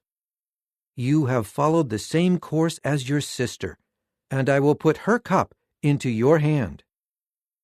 This is what the sovereign Lord Jehovah says. You will drink the deep and wide cup of your sister, and you will become an object of laughter and ridicule, of which the cup contains much. You will be overcome by drunkenness and grief, a cup of horror and desolation, the cup of your sister Samaria. You will have to drink it and drain it dry and gnaw on its earthenware fragments, and then tear out your breasts. For I myself have spoken, declares the sovereign Lord Jehovah. Therefore this is what the sovereign Lord Jehovah says. Because you have forgotten me, and have completely disregarded me, you will bear the consequences of your obscene conduct and your acts of prostitution. Jehovah then said to me, Son of man, will you pronounce judgment on Oholah and Oholibah, and confront them with their disgusting practices? They have committed adultery, and there is blood on their hands. Not only have they committed adultery with their disgusting idols, But they have also made their sons whom they bore to me pass through the fire as food for their idols. Moreover, this is what they have done to me. They defiled my sanctuary on that day, and they profaned my Sabbaths. After they slaughtered their sons as sacrifices to their disgusting idols, they came into my sanctuary to profane it on that very day. That is what they did inside my own house. They even sent a messenger for men to come from far away. When they were coming, you washed yourself and painted your eyes and adorned yourself with ornaments. And you sat down on a magnificent couch with a table set in front of it, on which you put my incense and my oil. The sound of a carefree crowd of men was heard there, among whom were drunkards brought in from the wilderness. They put bracelets on the hands of the women, and beautiful crowns on their heads. Then I said regarding her who was worn out with adultery, now she will keep committing her prostitution. So they kept going into her, just as one goes to a prostitute. That is how they went in to Oholah and to Oholibah, the women of obscene conduct. But righteous men will render to her the appropriate judgment for adultery and bloodshed. For adulteresses is what they are, and they have blood on their hands. For this is what the sovereign Lord Jehovah says. An army will be brought against them to make them an object of horror and something to plunder. The army will hurl stones at them and cut them down with their swords. They will kill their sons and daughters and burn their houses with fire. I will put an end to the obscene conduct in the land, and all the women will learn a lesson and not copy your obscene conduct. They will bring on you the consequences of your obscene conduct and of your sins with your disgusting idols, and you will have to know that I am the sovereign Lord Jehovah. Chapter 24. The word of Jehovah again came to me in the 9th year, in the 10th month, on the 10th day of the month, saying, Son of man, record this date, this very day. The king of Babylon has begun his attack against Jerusalem on this very day. And relate a proverb concerning the rebellious house, and say concerning them, This is what the sovereign Lord Jehovah says. Put the cooking pot on, put it on the fire, and pour water into it. Put pieces of meat into it, every good piece, the thigh and the shoulder. Fill it with the choicest bones. Take the choicest sheep of the flock, and stack the logs all around under the pot. Boil the pieces, and cook the bones inside it. Therefore this is what the sovereign Lord Jehovah says. Woe to the city of bloodshed, the rusty cooking pot, whose rust has not been removed. Empty it piece by piece. Do not cast lots for them. For its blood is within it. She poured it out on the bare rock. She did not pour it out on the earth, to cover it over with dust. To stir up rage for executing vengeance, I have put her blood on the shining bare rock, so that it may not be covered over. Therefore this is what the sovereign Lord Jehovah says. Woe to the city of bloodshed! I will pile the wood high. Heap on the logs and kindle the fire. Boil the flesh thoroughly, pour out the broth, and let the bones be charred. Set the empty pot on the coals to make it hot, so that its copper will become red hot. Its uncleanness will melt away within it, and its rust will be consumed. It is frustrating and exhausting, for the heavy rust will not come off. Throw it into the fire with its rust. Your uncleanness was due to your obscene conduct. I tried to cleanse you, but you would not become clean from your uncleanness. You will not become clean until my rage against you subsides. I myself, Jehovah, have spoken. It will come to pass. I will act without holding back, without sorrow, without regret. They will judge you according to your ways and your dealings, declares the sovereign Lord Jehovah. And the word of Jehovah again came to me, saying, Son of man, in a single blow I am about to take away your dear one from you. You should not mourn, nor should you weep or shed tears. Groan in silence, and do not observe mourning rites for the dead. Bind on your turban, and put on your sandals. You should not cover over the mustache, and do not eat the bread brought to you by others. And I spoke to the people in the morning, and my wife died in the evening. So I did in the morning, just as I had been commanded. The people were saying to me, "Will you not tell us what these things you are doing have to do with us?" I replied to them, "The word of Jehovah has come to me, saying, 'Tell the house of Israel, this is what the sovereign Lord Jehovah says. I am about to profane my sanctuary, the source of your great pride, the thing dear to you, and the desire of your heart. Your own sons and daughters whom you left behind will fall by the sword. Then you will have to do just as I have done. You will not cover over your mustache, and you will not eat the bread brought to you by others. Your turbans will be on your heads, and your sandals on your feet. You will not mourn or weep. Instead, you will rot away in your errors, and you will groan to one another. Ezekiel has become a sign for you. Just as he has done, you will do. When it happens, you will have to know that I am the sovereign Lord Jehovah. And as for you, Son of Man, on the day that I take away from them their fortress, the beautiful object of their joy, the thing dear to them, their heart's desire, along with their sons and daughters, it will be reported to you by one who has escaped. In that day you will open your mouth and speak to the one who escaped, and you will no longer be mute. You will become a sign to them, and they will have to know that I am Jehovah. Chapter 25. The word of Jehovah again came to me, saying, "Son of man, turn your face toward the Ammonites, and prophesy against them. You must say concerning the Ammonites, 'Hear the word of the sovereign Lord Jehovah. This is what the sovereign Lord Jehovah says. Because you said, Aha, against my sanctuary when it was profaned, and against the land of Israel when it was laid desolate, and against the house of Judah when they went into exile. Therefore I am giving you to the people of the east as a possession. They will set up their encampments within you, and pitch their tents among you.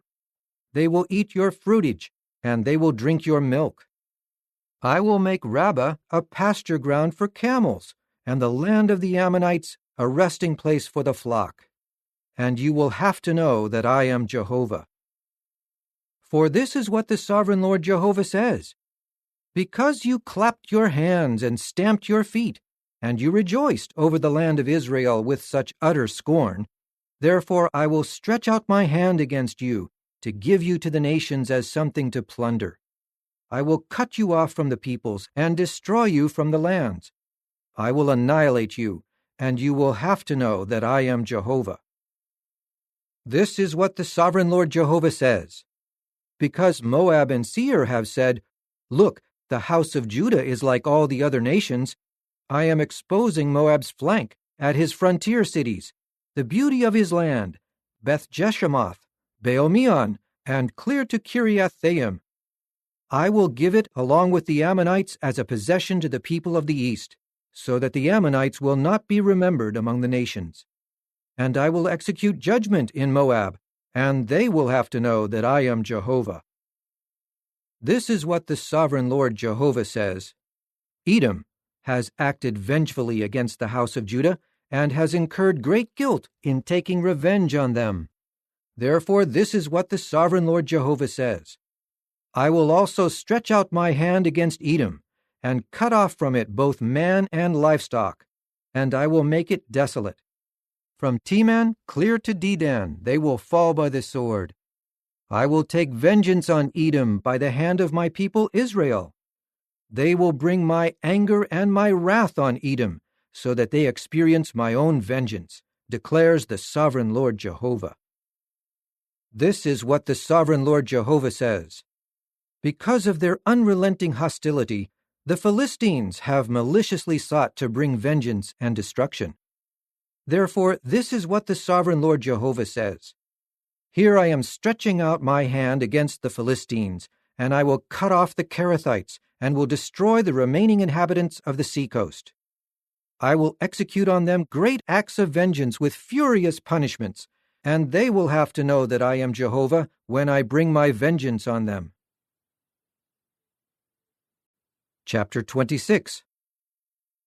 In the 11th year, on the first day of the month, the word of Jehovah came to me, saying, Son of man, because Tyre has said against Jerusalem, Aha! The gateway of the peoples has been broken. Everything will come my way, and I will become rich now that she is devastated. Therefore this is what the sovereign Lord Jehovah says. Here I am against you, O Tyre, and I will bring up many nations against you, just as the sea brings up its waves. They will destroy the walls of Tyre, and tear down her towers, and I will scrape away soil and make her a shining bare rock. She will become a drying yard for dragnets in the midst of the sea. For I myself have spoken, declares the sovereign Lord Jehovah, and she will become plunder for the nations. And her settlements in the countryside will be slaughtered by the sword, and people will have to know that I am Jehovah. For this is what the sovereign Lord Jehovah says. Here I am bringing King Nebuchadnezzar of Babylon against Tyre from the north. He is a king of kings, with horses, war chariots, cavalrymen, and an army of many soldiers. He will destroy your settlements in the countryside with the sword, and he will build a siege wall, and throw up a siege rampart against you, and raise up a great shield against you. He will pound your walls with his battering ram, and with his axes he will pull down your towers. His horses will be so many that they will cover you with dust, and the sound of the cavalry, the wheels, and the chariots will cause your walls to shake when he enters your gates, like men storming a city with broken walls. The hooves of his horses will trample down all your streets. He will kill your people with the sword, and your mighty pillars will crash to the ground. They will loot your resources, plunder your merchandise, tear down your walls, and pull down your fine houses. Then they will throw your stones and your woodwork and your soil into the water. I will put an end to the noise of your songs, and the sound of your harps will be heard no more. And I will make you a shining bare rock, and you will become a drying yard for dragnets. You will never be rebuilt, for I myself, Jehovah, have spoken, declares the sovereign Lord Jehovah. This is what the sovereign Lord Jehovah says to Tyre. At the sound of your downfall, when the dying ones are groaning, when a slaughter takes place in your midst, will the islands not shudder? All the princes of the sea will come down from their thrones and remove their robes and strip off their embroidered garments, and they will be seized with trembling. They will sit on the ground and tremble constantly and stare at you in amazement. And they will sing a dirge over you and say to you, How you have perished, you who were inhabited from the seas, the praised city. You and your inhabitants were mighty on the sea, spreading terror to all the inhabitants of the earth. The islands will tremble on the day of your downfall. The islands of the sea will be disturbed when you are gone. For this is what the sovereign Lord Jehovah says. When I devastate you like the cities that are not inhabited, when I overwhelm you with the surging waters, and the mighty waters have covered you, I will bring you and those going down into the pit with you to the people of long ago. I will cause you to dwell in the lowest place, like the places of old that have been devastated, together with those going down into the pit, so that you may not be inhabited. Then I will glorify the land of the living. I will bring sudden terror upon you, and you will no longer be. They will search for you, but you will never again be found, declares the sovereign Lord Jehovah. Chapter 27. The word of Jehovah again came to me, saying, As for you, son of man, Sing a dirge over Tyre, and say to Tyre, "You who dwell at the gateways of the sea, the merchant for the peoples of many islands, this is what the sovereign Lord Jehovah says. O Tyre, you yourself have said, 'I am perfect in beauty.' Your territories are in the heart of the sea, and your builders have perfected your beauty. They made all your planks from the juniper trees of Senir, and they took a cedar from Lebanon to make a mast for you. They made your oars from oaks of Bashan, and your prow was of cypress inlaid with ivory from the islands of Kittim. Colorful linen from Egypt served as cloth for your sail, and your deck awnings were of blue thread and purple wool from the islands of Elisha. The inhabitants of Sidon and of Arvad were your rowers. Your own skilled men, O Tyre, were your sailors. The experienced and skilled men of Gebal caulked your seams. All the ships of the sea and their mariners came to you to trade merchandise. Men of Persia, Lud, and Put were in your army, your men of war. They hung their shields and helmets in you, and they brought you splendor.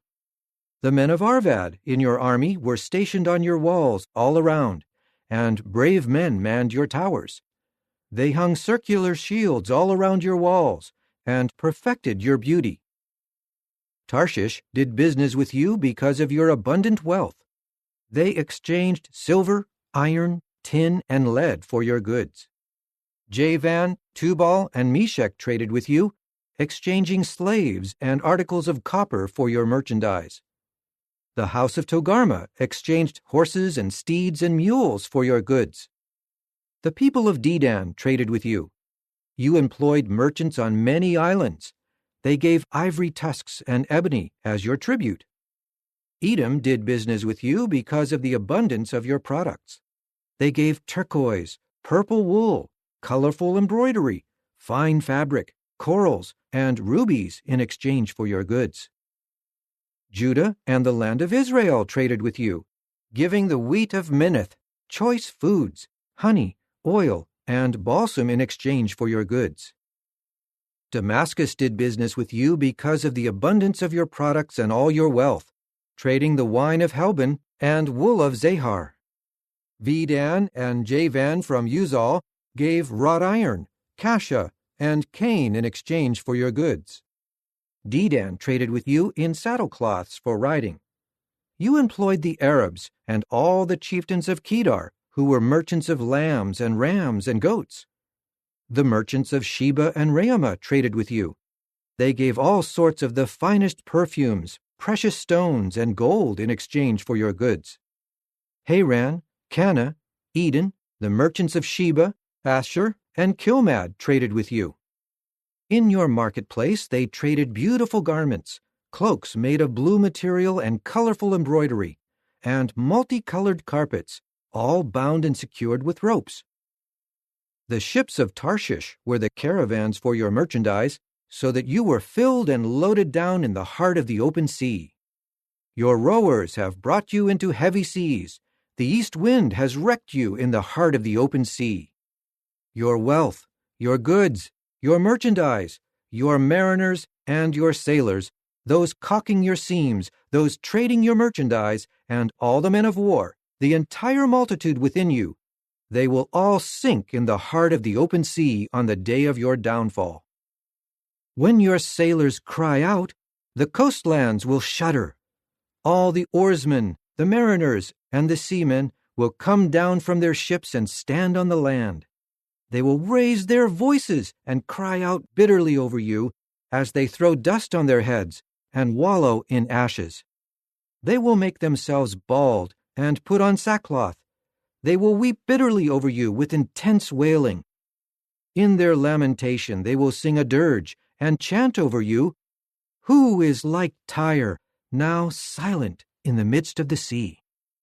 When your goods came in from the open sea, you satisfied many peoples. Your abundant wealth and your merchandise enriched earth's kings. Now you have been wrecked in the open sea, in the deep waters, and all your merchandise and your people have sunk with you. All the inhabitants of the islands will stare at you in amazement, and their kings will shudder with horror, their faces will be troubled. The merchants among the nations will whistle over what happened to you. Your end will be sudden and terrible, and you will cease to exist for all time. Chapter 28. The word of Jehovah again came to me, saying, Son of man, tell the leader of Tyre, this is what the sovereign Lord Jehovah says. Because your heart has become haughty, you keep saying, I am a god. I sit on the throne of a god in the heart of the sea. But you are only a man, not a god, though in your heart you feel that you are a god. Look, you are wiser than Daniel. No secrets have been hidden from you. You have made yourself wealthy by your wisdom and your discernment, and you keep storing up gold and silver in your treasuries. Your skillful trading brought you great wealth, and your heart grew haughty because of your wealth. Therefore, this is what the sovereign Lord Jehovah says. Because in your heart you feel that you are a god, I am bringing foreigners against you, the most ruthless of the nations, and they will draw their swords against the beauty of your wisdom and defile your glorious splendor. They will bring you down to the pit, and you will die a violent death in the heart of the open sea. Will you still say, I am a god, to the one killing you? You will be a mere man, not a god, in the hand of those defiling you. By the hand of foreigners, you will die the death of the uncircumcised ones. For I myself have spoken, declares the sovereign Lord Jehovah. And the word of Jehovah again came to me, saying, Son of man, sing a dirge concerning the king of Tyre, and tell him, This is what the sovereign Lord Jehovah says. You were the model of perfection, full of wisdom and perfect in beauty. You were in Eden, the garden of God. You were adorned with every precious stone, ruby, topaz, and jasper, chrysolite, onyx, and jade, sapphire, turquoise, and emerald, and their settings and mountings were made of gold. They were prepared on the day you were created. I assigned you as the anointed covering cherub. You were on the holy mountain of God, and you walked about among fiery stones. You were faultless in your ways from the day you were created until unrighteousness was found in you. Because of your abundant trade, you became filled with violence, and you began to sin. So I will cast you out as profane from the mountain of God, and destroy you, O covering cherub, away from the stones of fire. Your heart became haughty because of your beauty. You corrupted your wisdom because of your own glorious splendor. I will throw you down to the earth. I will make you a spectacle before kings. Because of your great guilt and your dishonest trading, you have profaned your sanctuaries. I will cause a fire to break out in your midst, and it will consume you. I will reduce you to ashes on the earth before all those looking at you. All who knew you among the peoples will stare at you in amazement. Your end will be sudden and terrible, and you will cease to exist for all time. And the word of Jehovah again came to me, saying, Son of man, turn your face toward Sidon, and prophesy against her. You should say, This is what the sovereign Lord Jehovah says. Here I am against you, O Sidon, and I will be glorified in your midst. And people will have to know that I am Jehovah when I execute judgment on her, and I am sanctified in her. I will send pestilence into her, and blood will flow in her streets. The slain will fall in her midst when the sword comes against her from all sides, and they will have to know that I am Jehovah. Then the house of Israel will no longer be surrounded by injurious briars and painful thorns, those who treat them with scorn, and people will have to know that I am the sovereign Lord Jehovah. This is what the sovereign Lord Jehovah says. When I regather the house of Israel from among the peoples where they were scattered, I will be sanctified among them in the eyes of the nations. and they will dwell on their land that I gave to my servant Jacob. They will dwell on it in security, and build houses, and plant vineyards, and they will dwell in security when I execute judgment on all those around them who treat them with scorn. And they will have to know that I am Jehovah their God. Chapter 29. In the 10th year, in the 10th month, on the 12th day of the month, the word of Jehovah came to me, saying, Son of man, turn your face toward Pharaoh king of Egypt, and prophesy against him and against all Egypt. Speak these words. This is what the sovereign Lord Jehovah says. Here I am against you, Pharaoh king of Egypt, the great sea monster lying among the streams of his Nile, who has said, My Nile river belongs to me. I made it for myself. But I will put hooks in your jaws, and cause the fish of your Nile to cling to your scales. I will bring you up out of your Nile along with all the fish of the Nile that cling to your scales. I will abandon you in the desert, you and all the fish of your Nile. You will fall on the open field, and you will not be gathered up nor be collected together. I will give you as food to the wild beasts of the earth and the birds of the sky. Then all the inhabitants of Egypt will have to know that I am Jehovah, for they were no more support to the house of Israel than a piece of straw. When they grasped your hand, you were crushed, and you caused them to tear their shoulder.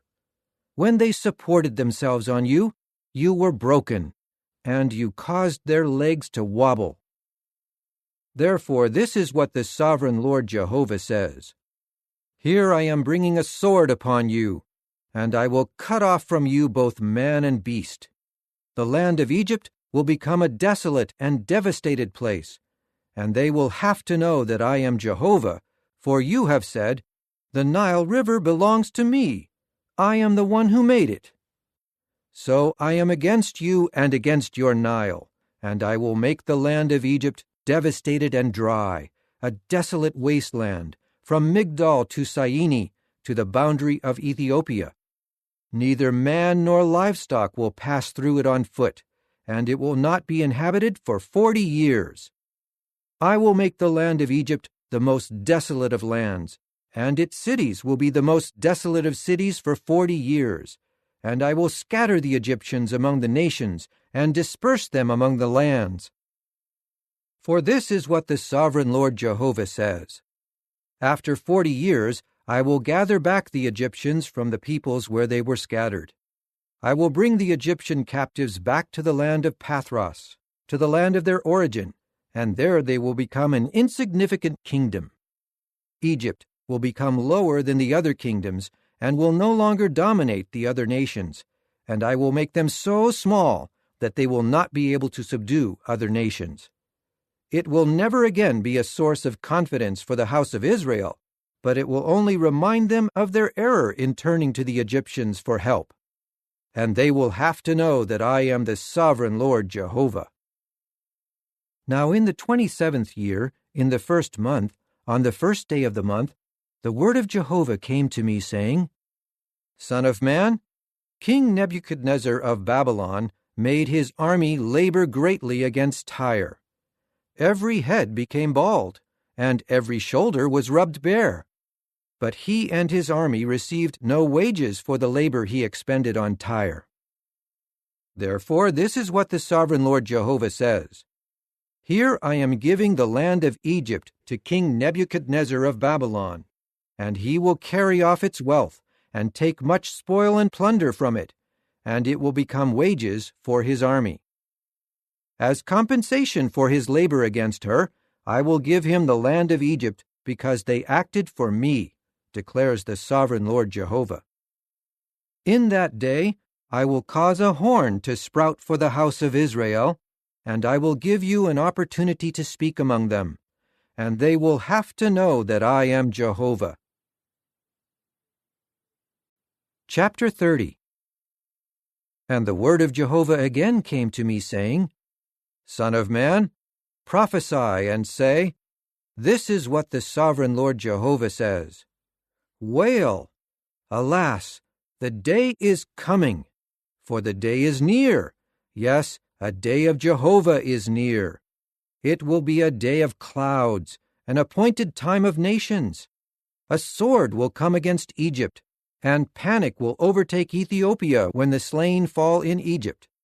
Its wealth is taken, and its foundations are torn down. Ethiopia, Put, Lud, and all the mixed populations, and Cub, along with the sons of the land of the covenant, by the sword they will all fall. This is what Jehovah says. The supporters of Egypt will also fall, and its arrogant power will be brought down. From Migdol to Syene they will fall by the sword in the land, declares the sovereign Lord Jehovah. They will be made the most desolate of lands, and its own cities will become the most devastated cities. And they will have to know that I am Jehovah when I set a fire in Egypt, and all its allies are crushed. In that day I will send messengers in ships to make self-confident Ethiopia tremble. Panic will seize them in the day that is coming upon Egypt, for it will surely come. This is what the sovereign Lord Jehovah says. I will bring an end to Egypt's hordes by the hand of King Nebuchadnezzar of Babylon. He and his troops, the most ruthless of the nations, will be brought in to destroy the land. They will draw their swords against Egypt and fill the land with the slain. I will turn the canals of the Nile into dry ground, and will sell the land into the hand of wicked men. I will make the land and everything in it desolate by the hand of foreigners. I myself, Jehovah, have spoken. This is what the sovereign Lord Jehovah says. I will also destroy the disgusting idols and bring an end to the worthless gods of Naph. There will no longer be a prince from the land of Egypt, and I will put fear in the land of Egypt. I will desolate Pathros and set a fire in Zoan and execute judgment on No. I will pour out my rage on Sin, the stronghold of Egypt, and destroy the population of No. I will set a fire in Egypt, and Sin will be seized with terror, and No will be broken through, and Naph will face attack in broad daylight. The young men of On and Pi-beseth will fall by the sword, and the cities will go into captivity. In Tehaphnehes the day will grow dark when I break the yoke bars of Egypt there. Her arrogant power will come to an end, clouds will cover her, and her towns will go into captivity. I will execute judgment on Egypt, and they will have to know that I am Jehovah. And in the 11th year, in the 1st month, on the 7th day of the month, the word of Jehovah came to me, saying, Son of man, I have broken the arm of Pharaoh, king of Egypt. It will not be bound up to be healed or wrapped with a bandage to make it strong enough to take up the sword. Therefore, this is what the sovereign Lord Jehovah says.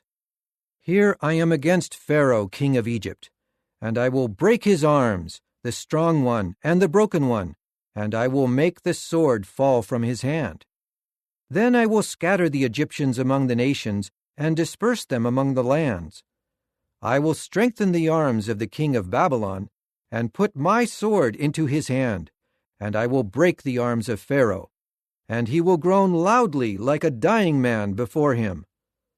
I will strengthen the arms of the king of Babylon, but the arms of Pharaoh will fall limp, and they will have to know that I am Jehovah when I put my sword into the hand of the king of Babylon, and he wields it against the land of Egypt. And I will scatter the Egyptians among the nations and disperse them among the lands, and they will have to know that I am Jehovah. Chapter 31. In the 11th year, in the 3rd month, on the 1st day of the month, the word of Jehovah again came to me, saying, Son of man, say to Pharaoh, king of Egypt, and to his hordes, Whom are you like in your greatness? There was an Assyrian, a cedar in Lebanon, with beautiful branches like a shady thicket, lofty in stature. Its top was among the clouds. The waters made it grow big. The deep springs of water caused it to grow high.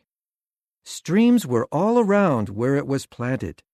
Their channels watered all the trees of the field. That is why it grew taller than all the other trees of the field. Its boughs multiplied, and its branches grew long because of the abundant water in its streams. All the birds of the sky nested in its boughs. All the wild animals of the field gave birth under its branches, and all the populous nations were dwelling in its shade. It became majestic in beauty and in the length of its branches, for its roots went down into abundant waters. No other cedars in the garden of God could compare to it. None of the juniper trees had boughs like it, and none of the plane trees could match its branches. No other tree in the garden of God could rival its beauty. I made it beautiful, with abundant foliage, and all the other trees of Eden, the garden of the true God, envied it. Therefore, this is what the sovereign Lord Jehovah says. Because it became so tall, lifting its top among the clouds, and its heart became arrogant because of its height, I will hand it over to the mighty ruler of the nations. He will surely act against it, and I will reject it for its wickedness. And foreigners, the most ruthless of the nations, will cut it down, and they will abandon it on the mountains, and its foliage will fall in all the valleys, and its branches will lie broken in all the streams of the land. All the peoples of the earth will depart from its shade and abandon it. All the birds of the sky will live on its fallen trunk, and all the wild animals of the field on its branches. This is so that no tree near the waters should grow so tall, or lift up its top among the clouds, and that no well-watered tree may reach up to them in height.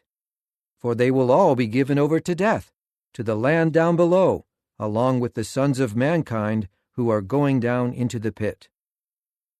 This is what the sovereign Lord Jehovah says. On the day it goes down to the grave, I will cause a mourning. Therefore, I will cover over the deep waters and hold back its streams so that the abundant waters are restrained. I will darken Lebanon because of it, and the trees of the field will all wither away. At the sound of its downfall, I will cause nations to shudder when I bring it down to the grave, along with all those going down into the pit, and all the trees of Eden, the choicest and the best of Lebanon, all that are well-watered, will be comforted in the land down below.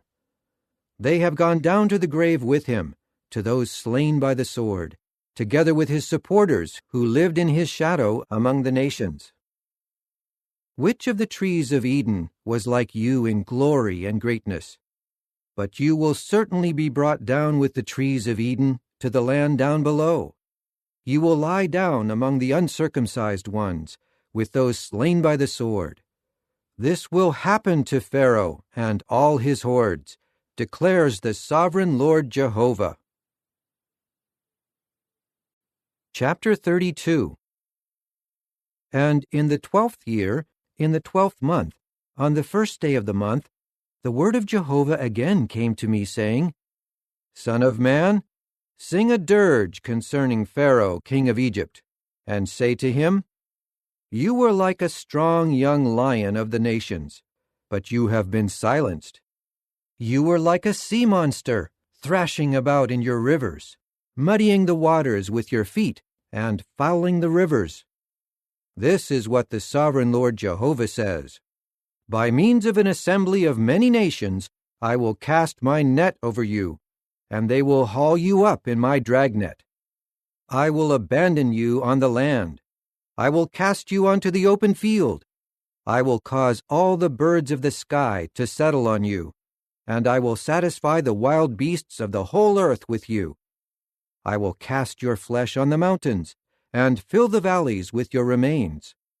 I will drench the land with your gushing blood up to the mountains, and it will fill the streams. And when you are extinguished, I will cover the heavens and darken their stars. I will cover the sun with clouds, and the moon will not give its light. I will darken all the shining luminaries in the heavens because of you, and I will cover your land with darkness, declares the sovereign Lord Jehovah. I will distress the hearts of many peoples when I lead your captives to other nations, to lands that you have not known. I will cause many peoples to be awestruck, and their kings will shudder in horror over you when I brandish my sword before them. They will tremble continually, each fearing for his life on the day of your downfall. For this is what the sovereign Lord Jehovah says: the sword of the king of Babylon will come upon you. I will cause your hordes to fall by the swords of mighty warriors, the most ruthless of the nations, all of them. They will bring down the pride of Egypt, and all her hordes will be annihilated. I will destroy all her livestock beside her abundant waters, and no foot of a human or hoof of the livestock will muddy them again. At that time I will clear up their waters, and I will make their rivers flow like oil, declares the sovereign Lord Jehovah. When I make Egypt a desolate wasteland, a land stripped of all that filled it, when I strike down all the inhabitants in it, they will have to know that I am Jehovah. This is a dirge, and people will certainly chant it. The daughters of the nations will chant it. They will chant it over Egypt and over all its hordes, declares the sovereign Lord Jehovah. Then, in the 12th year, on the 15th day of the month, the word of Jehovah came to me, saying, Son of man, wail over the hordes of Egypt, and bring her down to the land below, her and the daughters of mighty nations, with those going down into the pit. Whom do you surpass in beauty? Go down and lie with the uncircumcised ones. They will fall among those slain by the sword. She has been given to the sword. Drag her away along with all her hordes. From the depths of the grave, the mightiest warriors will speak to him and his helpers. They will certainly go down and will lie just like the uncircumcised, slain by the sword. Assyria is there with all her assembly. Their graves are all around him, all of them fallen by the sword. Her graves are in the depths of the pit, and her assembly is all around her grave, all of them struck down by the sword, because they caused terror in the land of the living. Elam is there with all her hordes around her grave, all of them fallen by the sword. They have gone down uncircumcised to the land below, those who caused terror in the land of the living. Now they will bear their shame with those going down into the pit. They have made a bed for her among the slain, along with all her hordes around her graves. All of them are uncircumcised, slain by the sword, because they caused terror in the land of the living. And they will bear their shame with those going down into the pit. He has been put among the slain. There is where Meshech and Tubal and all their hordes are. Their graves are all around him. All of them are uncircumcised, pierced through by the sword, because they caused terror in the land of the living. Will they not lie with mighty uncircumcised warriors who have fallen, who went down to the grave with their weapons of war? And they will put their swords under their heads and their sins on their bones, because these mighty warriors terrorized the land of the living. But as for you, you will be crushed among the uncircumcised ones, and you will lie with those who were slain by the sword. Edom is there, her kings and all her chieftains, who, despite their mightiness, were laid among those slain by the sword. They too will lie with the uncircumcised ones, and with those going down into the pit. There all the princes of the north are, along with all the Sidonians, who have gone down in disgrace with the slain, despite the terror caused by their mightiness. They will lie uncircumcised with those who were slain by the sword, and will bear their shame with those going down into the pit. Pharaoh will see all of these, and he will be comforted over all that happened to his hordes. Pharaoh and all his army will be slain by the sword, declares the sovereign Lord Jehovah. Because he caused terror in the land of the living, Pharaoh and all his hordes will be laid to rest with the uncircumcised, with those slain by the sword, declares the sovereign Lord Jehovah. Chapter 33. And the word of Jehovah came to me, saying, Son of man, speak to the sons of your people, and say to them, Suppose that I bring a sword upon a land, and all the people of that land take a man, and make him their watchman. And he sees the sword coming upon the land, and blows the horn, and warns the people. If someone hears the sound of the horn, but does not heed the warning, and a sword comes and takes his life, his blood will be on his own head.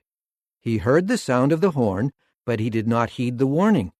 His blood will be upon himself. If he had heeded the warning, his life would have been saved.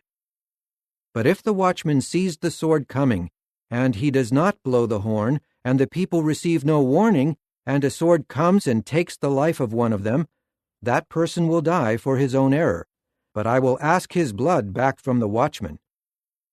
As for you, son of man, I have appointed you as a watchman to the house of Israel. And when you hear a word from my mouth, you must warn them from me. When I say to someone wicked, Wicked one, you will surely die, but you do not speak out to warn the wicked one to change his course, he will die as a wicked man because of his own error, but I will ask his blood back from you.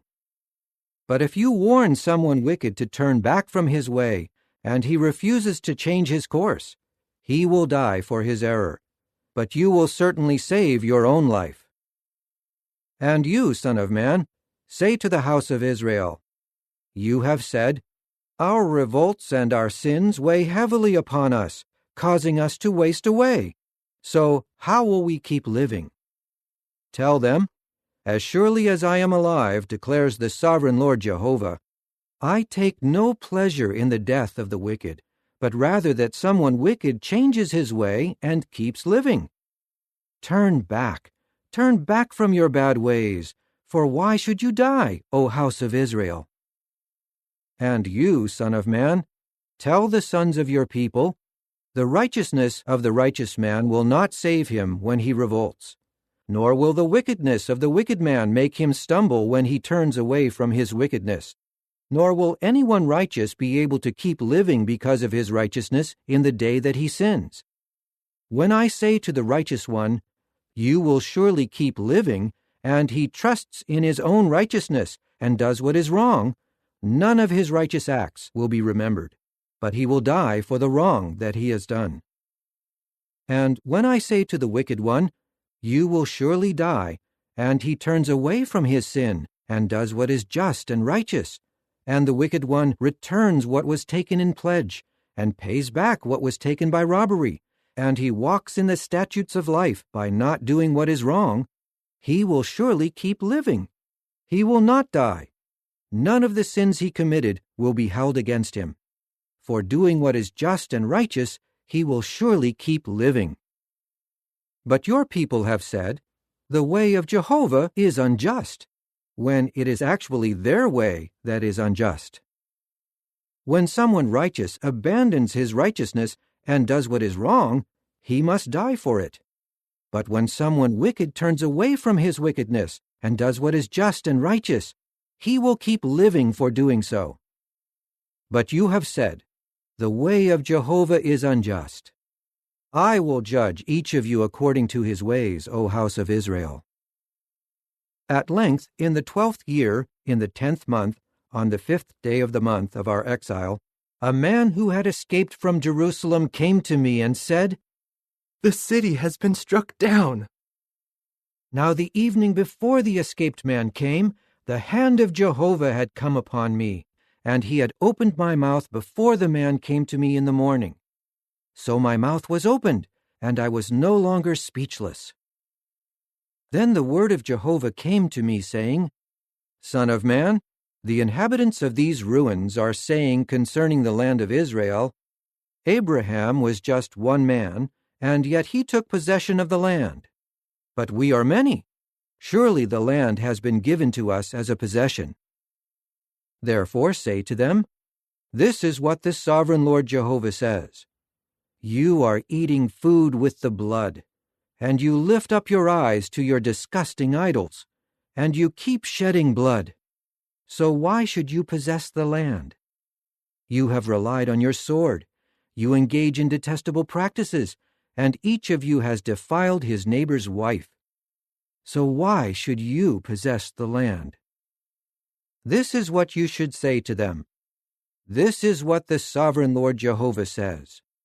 As surely as I am alive, those living in the ruins will fall by the sword. Those in the open field I will give as food to the wild beasts. And those in the strongholds and the caves will die by disease. I will make the land an utterly desolate wasteland, and its arrogant pride will be brought to an end, and the mountains of Israel will be desolated, with no one passing through. And they will have to know that I am Jehovah when I make the land an utterly desolate wasteland because of all the detestable things that they have done. As for you, Son of Man, your people are speaking with one another about you beside the walls and in the doorways of the houses. They are saying to each other, each to his brother, Come, and let us hear the word that comes from Jehovah. They will crowd in to sit before you as my people, and they will hear your words, but they will not do them. For with their mouth they flatter you, but their heart is greedy for dishonest gain. Look, you are to them like a romantic love song, sung with a beautiful voice and skillfully played on a stringed instrument. They will hear your words, but no one will act on them. And when it comes true, and it will come true, they will have to know that a prophet has been among them. Chapter 34. The word of Jehovah again came to me, saying, Son of man, prophesy against the shepherds of Israel. Prophesy, and say to the shepherds, This is what the sovereign Lord Jehovah says. Woe to the shepherds of Israel, who have been feeding themselves. Is it not the flock that the shepherds should feed? You eat the fat, you clothe yourselves with the wool, and you slaughter the fattest animal, but you do not feed the flock. You have not strengthened the weak, or healed the sick, or bandaged the injured, or brought back the strays, or looked for the lost. Rather, you have ruled them with harshness and tyranny. So they were scattered, because there was no shepherd. They were scattered and became food for every wild beast of the field. My sheep were straying on all the mountains and on every high hill. My sheep were scattered over all the surface of the earth, with no one searching for them or seeking to find them. Therefore, you shepherds, hear the word of Jehovah. As surely as I am alive, declares the sovereign Lord Jehovah, because my sheep have become prey, food for every wild beast of the field, for there was no shepherd, and my shepherds did not search for my sheep. Rather, they kept feeding themselves, and did not feed my sheep. Therefore, you shepherds, hear the word of Jehovah. This is what the sovereign Lord Jehovah says. I am against the shepherds, and I will demand an accounting of them for my sheep. And I will dismiss them from feeding my sheep, and the shepherds will no longer feed themselves. I will rescue my sheep from their mouth, and they will no longer be food for them. For this is what the sovereign Lord Jehovah says. Here I am, and I myself will search for my sheep, and I will care for them. I will care for my sheep like a shepherd who has found his scattered sheep and is feeding them. I will rescue them from all the places where they were scattered in the day of clouds and thick gloom. I will bring them out from the peoples and collect them together from the lands, and bring them into their land, and feed them on the mountains of Israel, by the streams, and by all the dwelling places of the land.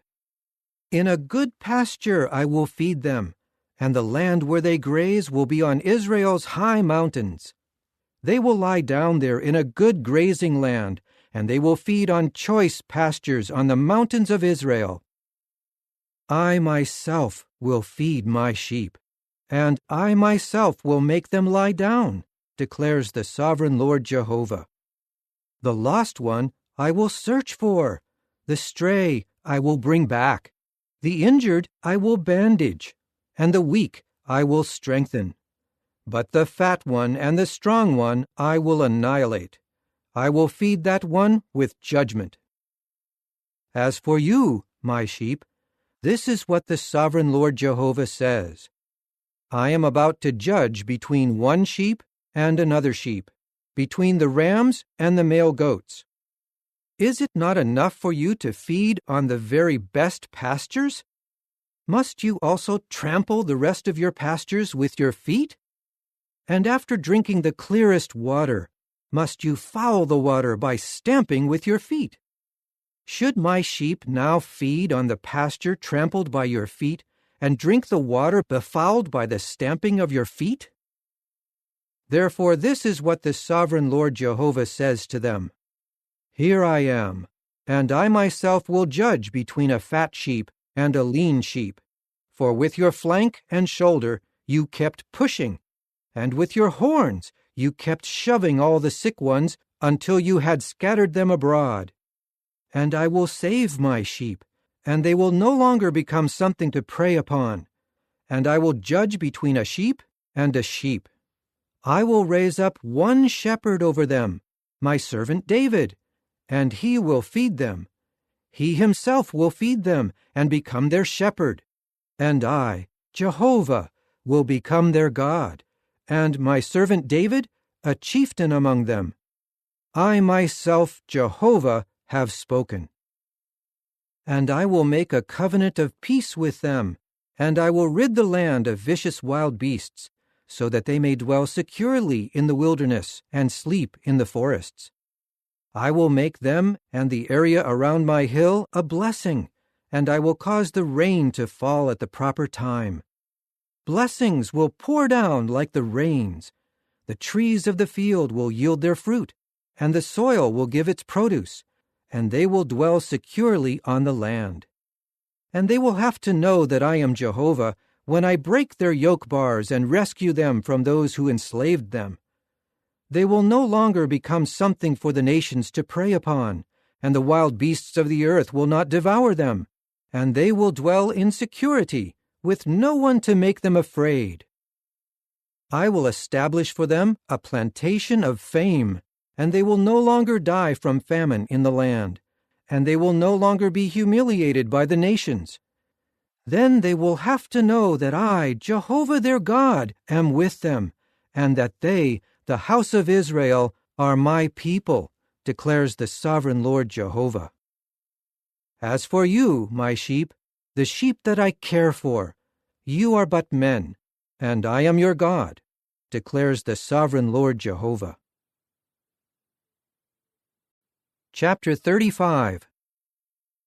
The word of Jehovah again came to me, saying, Son of man, turn your face toward the mountainous region of Seir, and prophesy against it. Say to it, This is what the sovereign Lord Jehovah says. Here I am against you, O mountainous region of Seir, and I will stretch out my hand against you, and make you a desolate wasteland. I will turn your cities into ruins, and you will become a desolate wasteland. And you will have to know that I am Jehovah. For you showed unrelenting hostility, and you gave the Israelites over to the sword at the time of their disaster, at the time of their final punishment.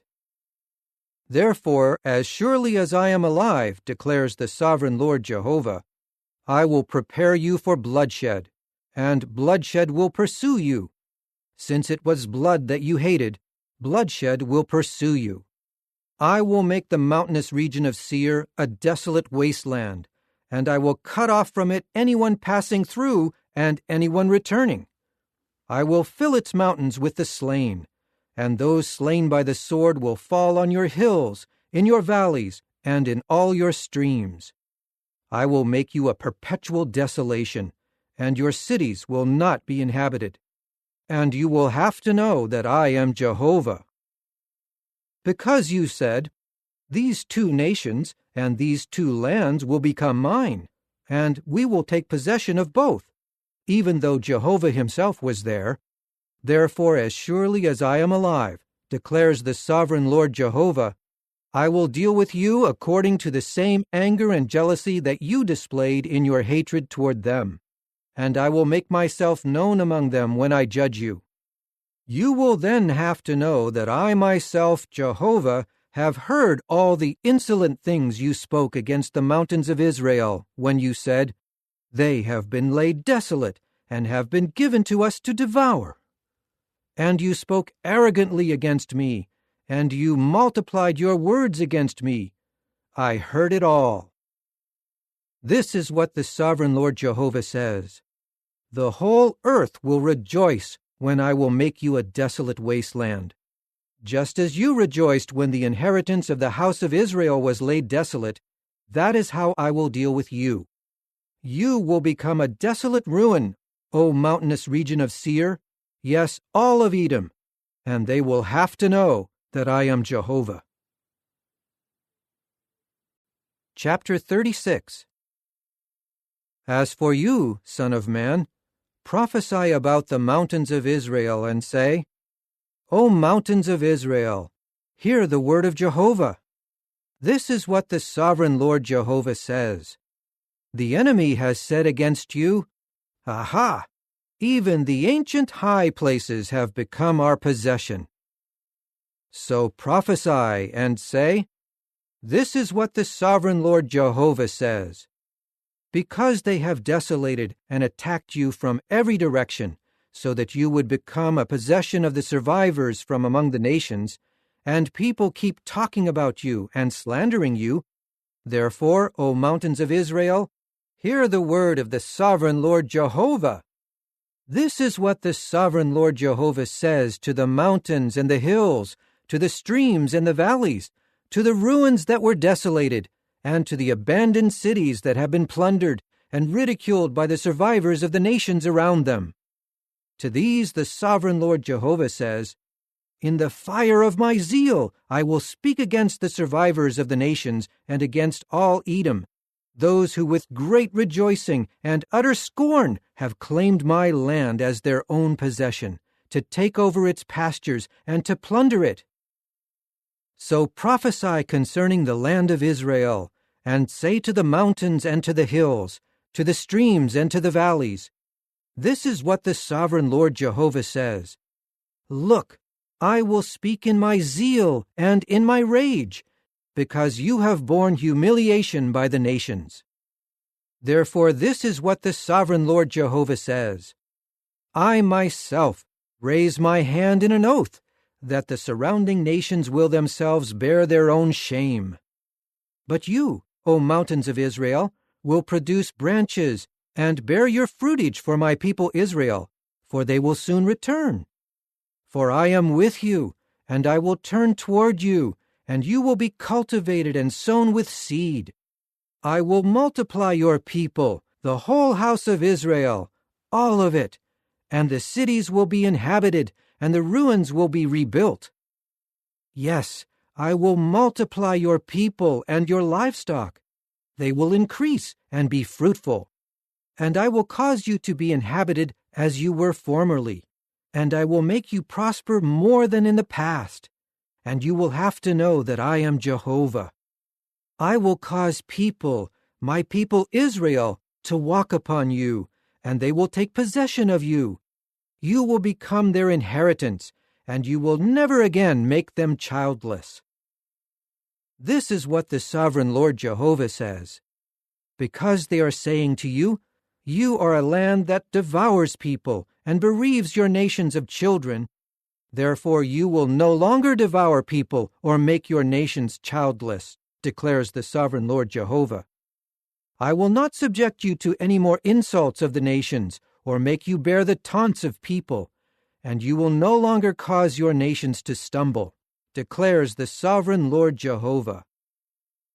And the word of Jehovah again came to me, saying, Son of man, when the house of Israel was dwelling in their land, they made it unclean by their ways and their dealings. Their ways were like the uncleanness of menstruation to me. So I poured out my rage on them because of the blood that they had shed upon the land, and because they made the land unclean with their disgusting idols.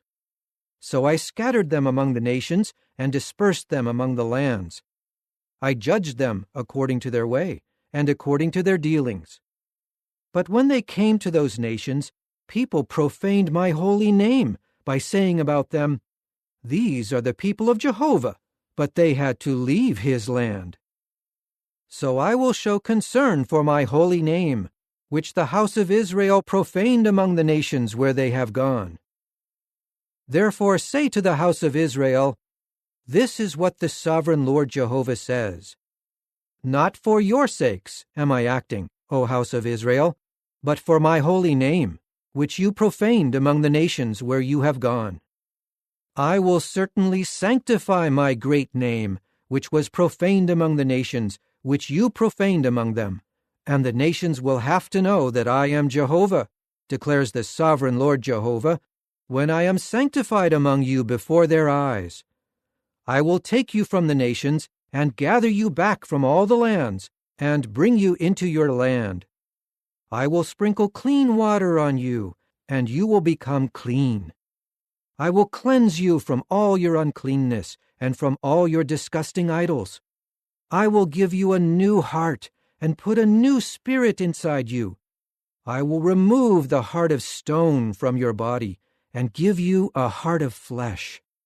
I will put my spirit inside you, and I will cause you to walk in my regulations, and you will observe and carry out my judicial decisions.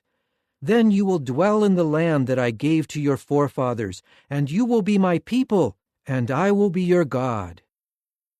I will save you from all your uncleanness, and summon the grain, and make it abound, and I will not bring famine upon you. I will make the fruitage of the tree and the produce of the field abound, so that you may never again suffer the disgrace of famine among the nations. Then you will remember your evil ways and your deeds that were not good, and you will loathe yourselves because of your guilt and your detestable practices. But know this, I am not doing this for your sakes, declares the sovereign Lord Jehovah. Instead, be ashamed and feel humiliated because of your ways, O house of Israel. This is what the sovereign Lord Jehovah says. In the day that I cleanse you from all your guilt, I will cause the cities to be inhabited and the ruins to be rebuilt. The desolate land that was lying desolate for everyone passing by to see will be cultivated. And people will say, "The desolate land has become like the Garden of Eden, and the cities that were in ruins and desolate and torn down are now fortified and inhabited. And the nations that are left remaining around you will have to know that I myself, Jehovah, have built what was torn down, and I have planted what was desolate. I myself, Jehovah, have spoken, and I have done it." This is what the sovereign Lord Jehovah says. I will also let the house of Israel ask me to do this for them. I will multiply their people like a flock, like the flock of holy ones, like the flock of Jerusalem during her festivals. The cities that were in ruins will become full of flocks of people, and they will have to know that I am Jehovah. Chapter 37. The hand of Jehovah was upon me, and by his Spirit Jehovah took me and set me down in the middle of the valley plain, and it was full of bones. He had me pass all around them, and I saw that there were very many bones lying in the valley plain, and they were very dry. He asked me, "Son of man, can these bones come to life?" To that I said, "Sovereign Lord Jehovah, you are the one who knows." So he said to me, "Prophesy over these bones, and say to them, 'You dry bones, hear the word of Jehovah.' This is what the sovereign Lord Jehovah says to these bones. I will cause breath to enter you, and you will come to life. I will put sinews and flesh on you, and I will cover you with skin and put breath in you, and you will come to life, and you will have to know that I am Jehovah." Then I prophesied just as I had been commanded. As soon as I prophesied, there was a noise, a rattling sound, and the bones began to come together, bone to bone. Then I saw sinews and flesh come on them, and skin covered over them, but there was still no breath in them. He then said to me, "Prophesy to the wind. Prophesy, Son of Man, and say to the wind, 'This is what the sovereign Lord Jehovah says. From the four winds come in, O wind, and blow upon these people who were killed, so that they may come to life.'"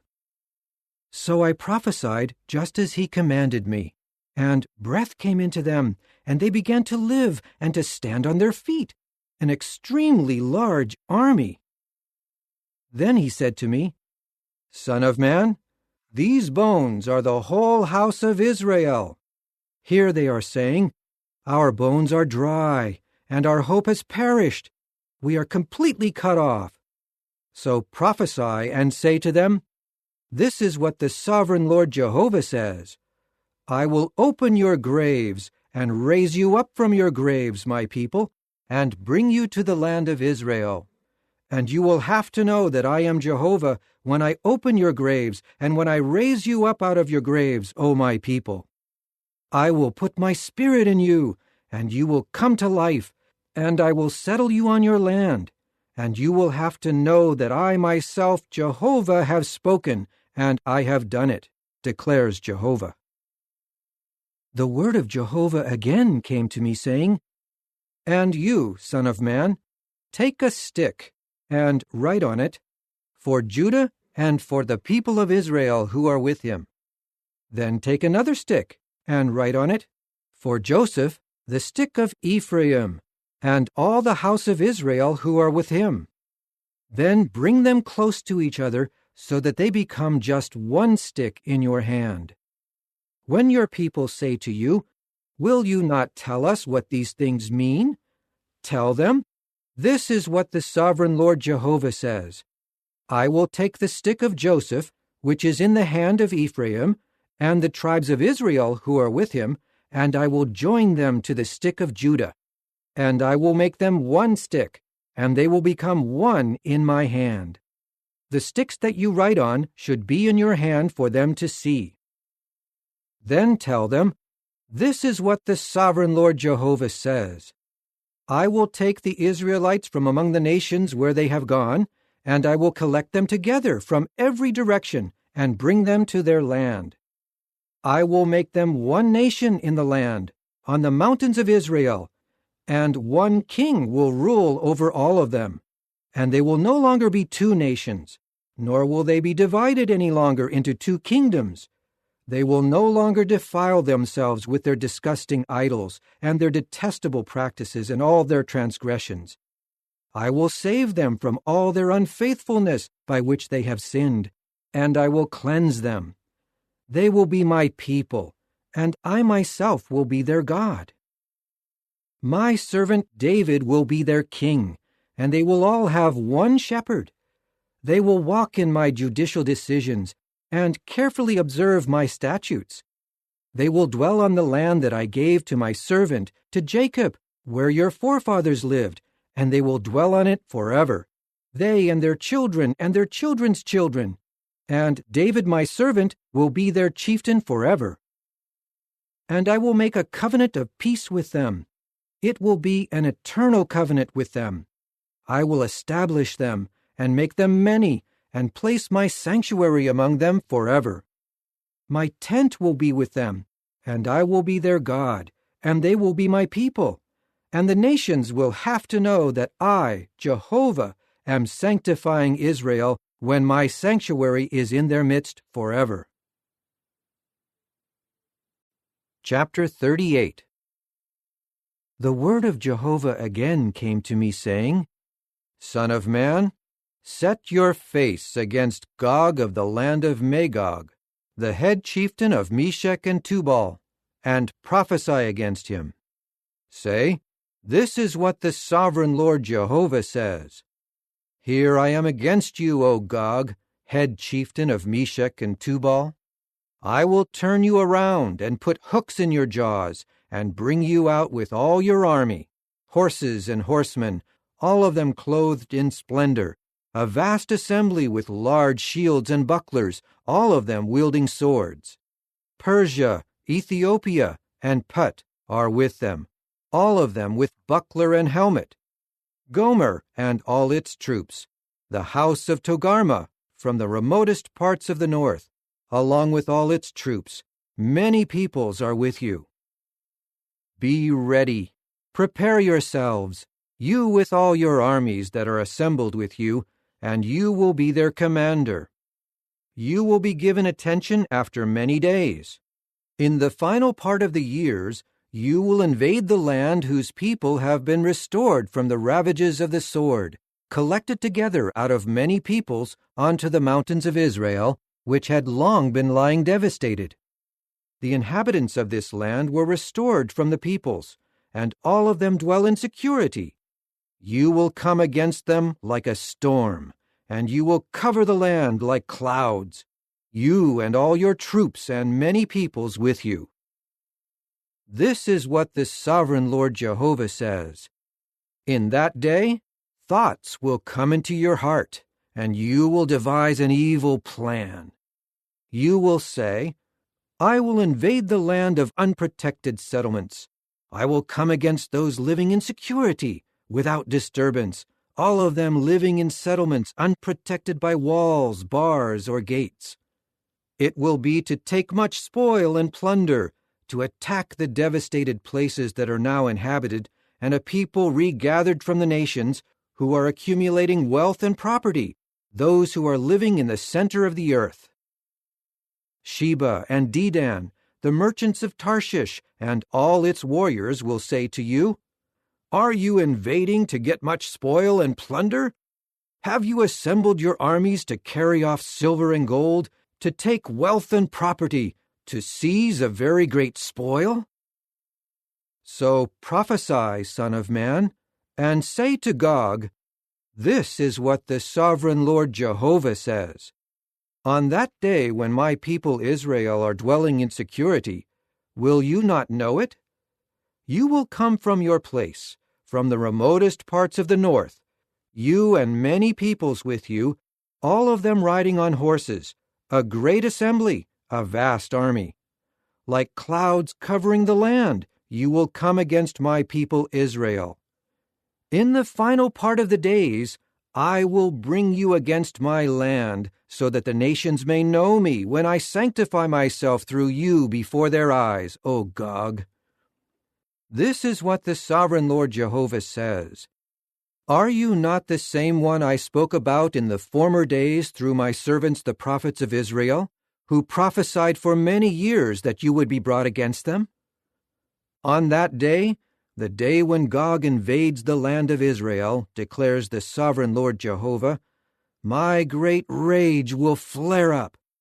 In my zeal, in the fire of my fury, I will speak. And in that day there will be a great earthquake in the land of Israel. Because of me, the fish of the sea, the birds of the sky, the wild beasts of the field, all the reptiles that creep on the ground, and all humans on the surface of the earth will tremble, and the mountains will be thrown down, and the cliffs will fall, and every wall will collapse to the ground.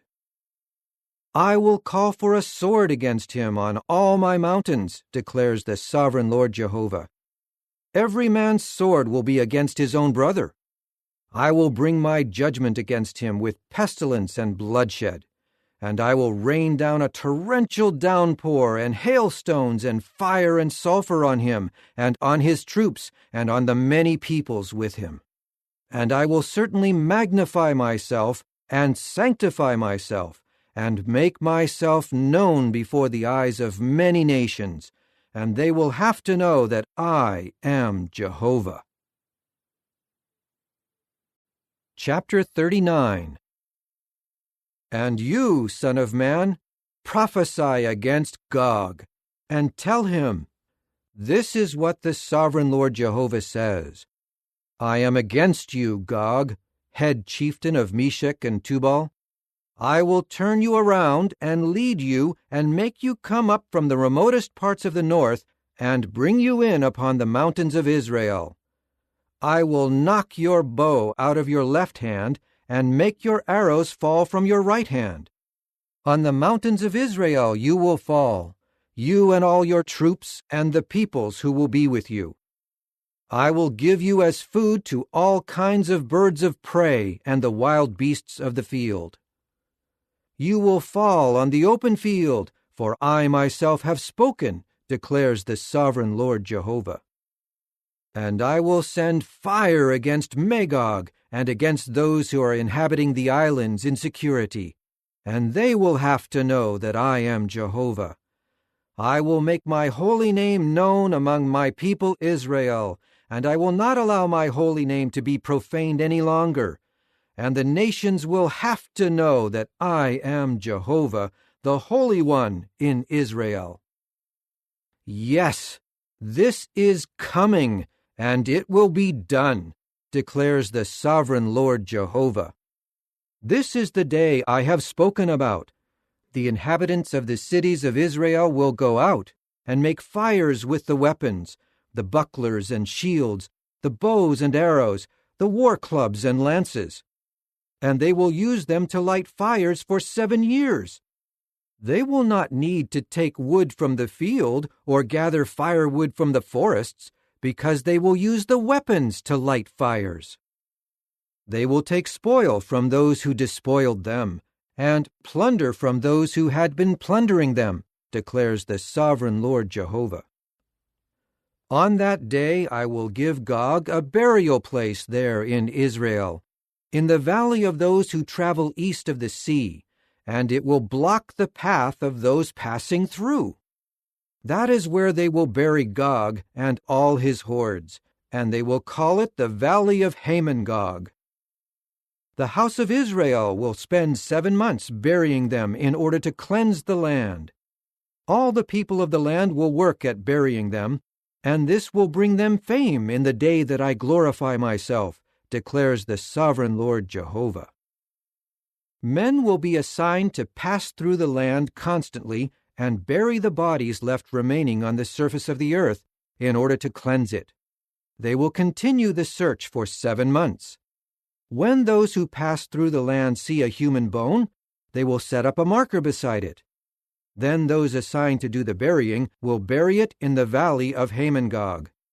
And there will also be a city there named Hamona, and they will cleanse the land.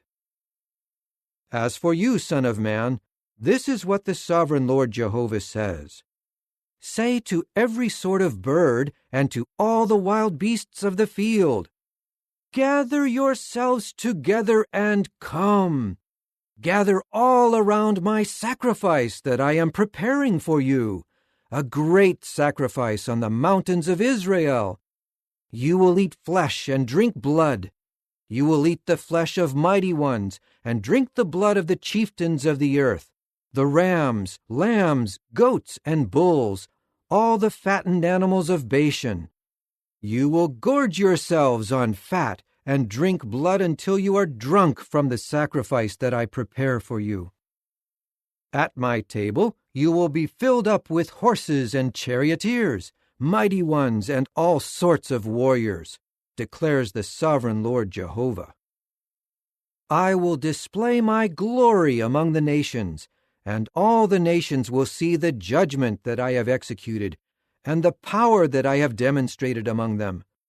From that day on, the house of Israel will have to know that I am Jehovah their God. And the nations will have to know that the house of Israel went into exile because of their own error, because they were unfaithful to me.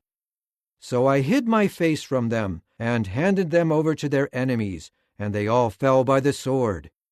I dealt with them according to their uncleanness and their transgressions, and I hid my face from them. Therefore, this is what the sovereign Lord Jehovah says. I will restore the captives of Jacob and have mercy on the whole house of Israel. and I will zealously defend my holy name. After they have been humiliated for all their unfaithfulness toward me, they will dwell securely on their land, with no one to make them afraid. When I bring them back from the peoples and collect them together from the lands of their enemies, I will also sanctify myself among them before the eyes of many nations. They will have to know that I am Jehovah their God when I send them into exile among the nations and then gather them back to their land, not leaving any of them behind. I will not hide my face from them any longer, for I will pour out my spirit on the house of Israel, declares the sovereign Lord Jehovah. Chapter 40. In the 25th year of our exile, at the beginning of the year, on the 10th day of the month, in the 14th year after the city had fallen, on that very day, the hand of Jehovah was upon me, and he took me to the city. By means of visions from God, he brought me to the land of Israel, and set me down on a very high mountain, on which there was a structure like a city to the south. When he brought me there, I saw a man whose appearance was like that of copper. He had a flax cord and a measuring reed in his hand, and he was standing in the gateway. The man said to me, "Son of man, look closely, listen carefully, and pay attention to everything I show you, for that is why you were brought here. Tell the house of Israel everything that you see." I saw a wall surrounding the outside of the temple. In the man's hand was a measuring reed 6 cubits long. To each cubit a handbreadth was added. He began to measure the wall, and its thickness was 1 reed, and its height was 1 reed. Then he came to the gate that faced east and climbed its steps. When he measured the threshold of the gate, its width was 1 reed, and the width of the other threshold was also 1 reed. Each guard chamber was 1 reed long and 1 reed wide, and there were 5 cubits between the guard chambers. The threshold of the gate beside the porch of the gate facing the interior measured 1 reed. He measured the porch of the gate toward the interior, and it was 1 reed. He then measured the porch of the gate, which was 8 cubits. And he measured its side pillars, which were 2 cubits, and the porch of the gate was on the side facing the interior. There were 3 guard chambers on each side of the east gate.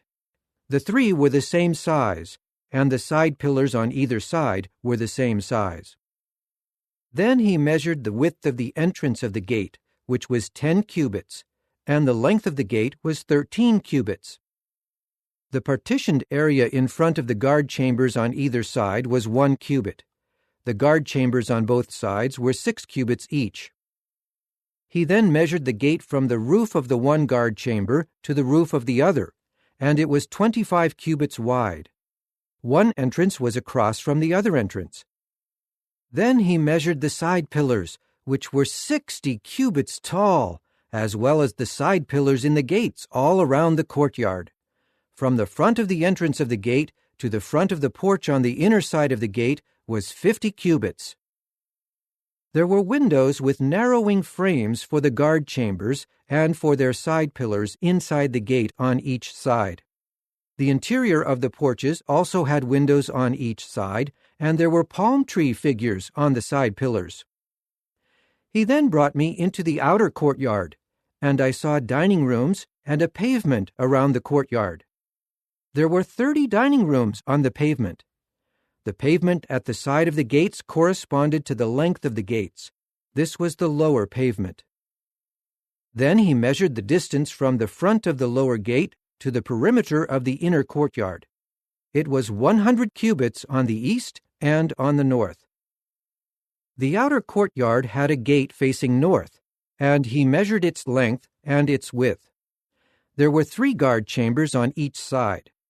Its side pillars and porch had the same measurements as the first gate. It was 50 cubits long and 25 cubits wide.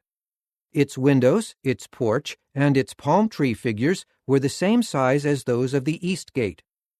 People could reach it by climbing 7 steps, and its porch was in front of them. There was a gate in the inner courtyard opposite the north gate and one opposite the east gate. He measured the distance from gate to gate, and it was 100 cubits. Next he brought me toward the south, and I saw a gate on the south side. He measured its side pillars and its porch, and they were the same size as the others. There were windows on each side of it and its porch, like the other windows. It was 50 cubits long and 25 cubits wide. There were 7 steps leading up to it, and its porch was in front of them.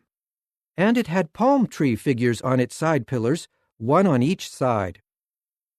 The inner courtyard had a gate facing south. He measured southward from gate to gate, and the distance was 100 cubits. Next he brought me into the inner courtyard through the south gate. When he measured the south gate, it was the same size as the others. Its guard chambers, its side pillars, and its porch were the same size as the others. There were windows on each side of it and its porch. It was 50 cubits long and 25 cubits wide. There were porches all around. They were 25 cubits long and 5 cubits wide. Its porch faced the outer courtyard, and there were palm tree figures on its side pillars, and 8 steps led up to it. When he brought me into the inner courtyard from the east, he measured the gate, and it was the same size as the others. Its guard chambers, its side pillars, and its porch were the same size as the others, and there were windows on each side of it and its porch. It was 50 cubits long and 25 cubits wide.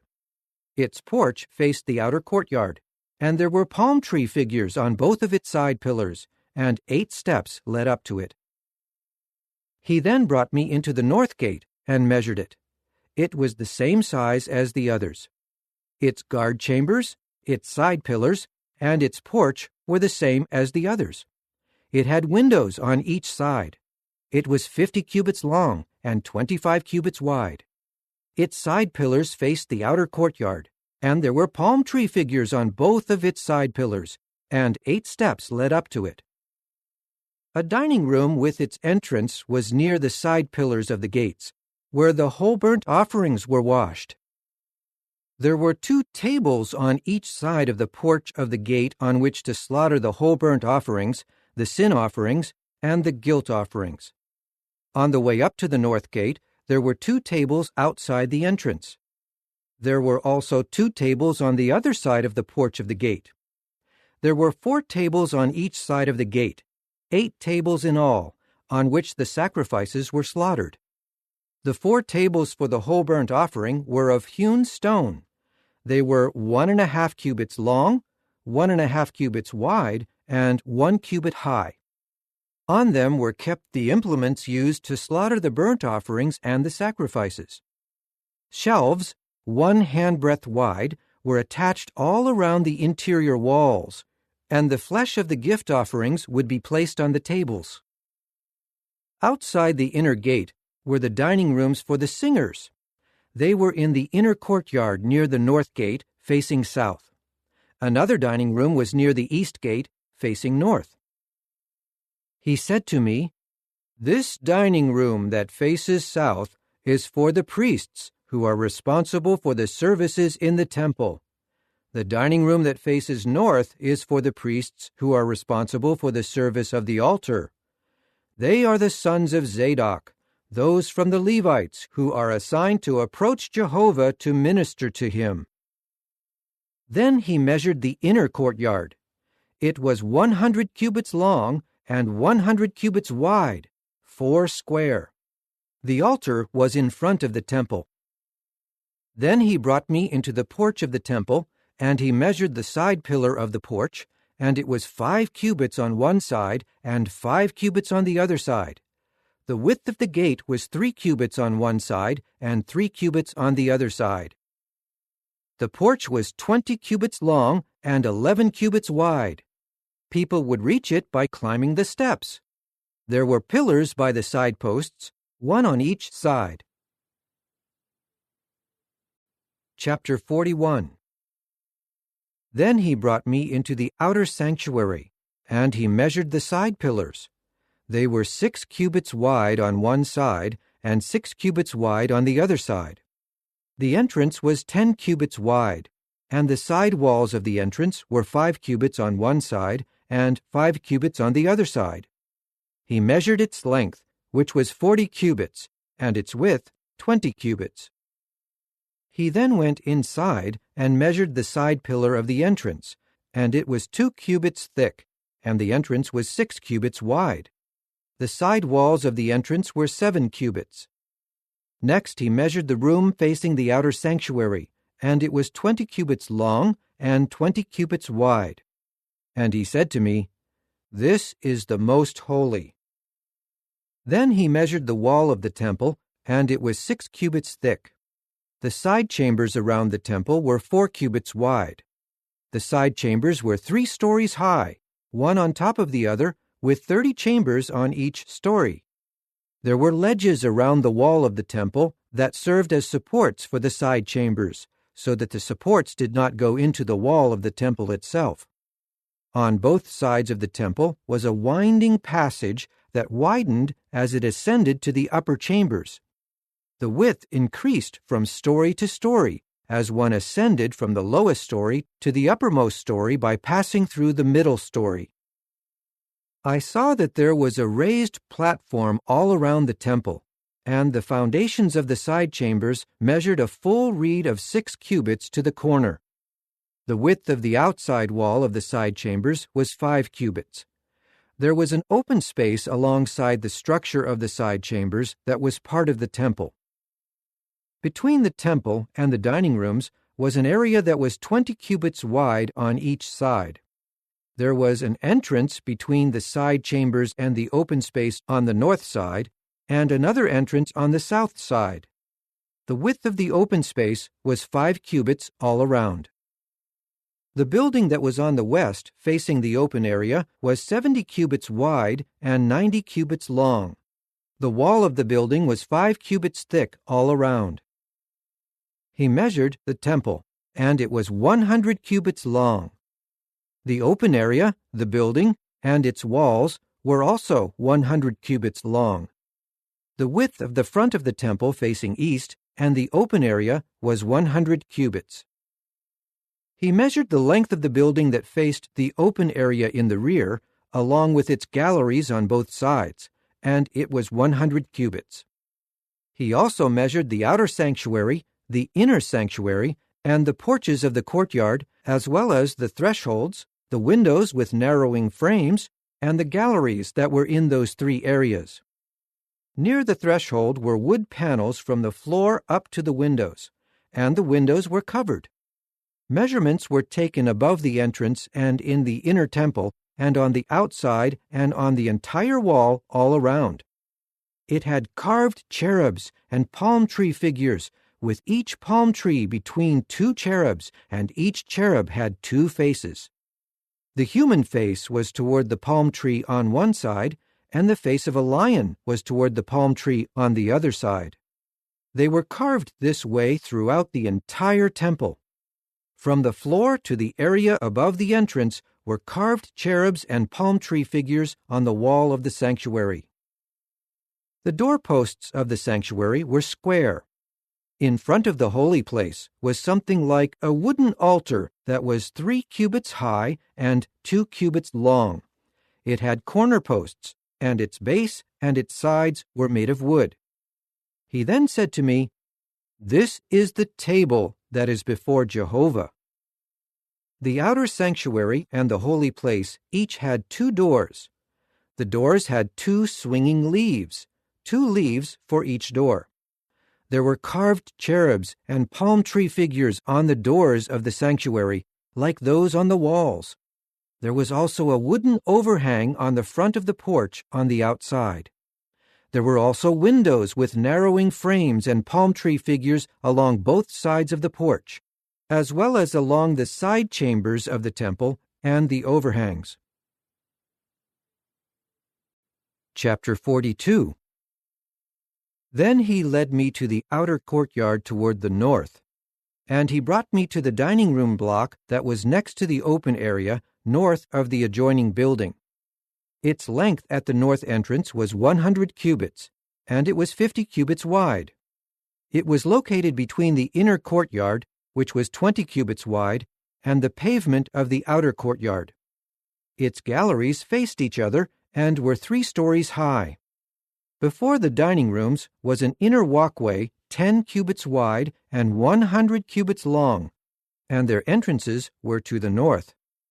The upper dining rooms of the building were narrower than those in the lower and middle stories, because the galleries took up more of their space.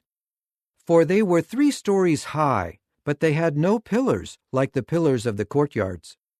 That is why more floor space was taken away from them than from the lower and middle stories. The outer stone wall near the dining rooms toward the outer courtyard that faced the other dining rooms was 50 cubits long. For the length of the dining rooms that were toward the outer courtyard was 50 cubits, but for those facing the sanctuary it was 100 cubits. The dining rooms had an entryway on the east side leading up to them from the outer courtyard. There were also dining rooms inside the stone wall of the courtyard toward the east, near the open area and the building. There was a walkway before them, like that of the northern dining rooms. They were the same length and width, and they had the same exits and layouts. Their entrances were like the entrances of the dining rooms that were toward the south. There was an entrance at the beginning of the walkway, before the adjacent stone wall toward the east, where one could enter.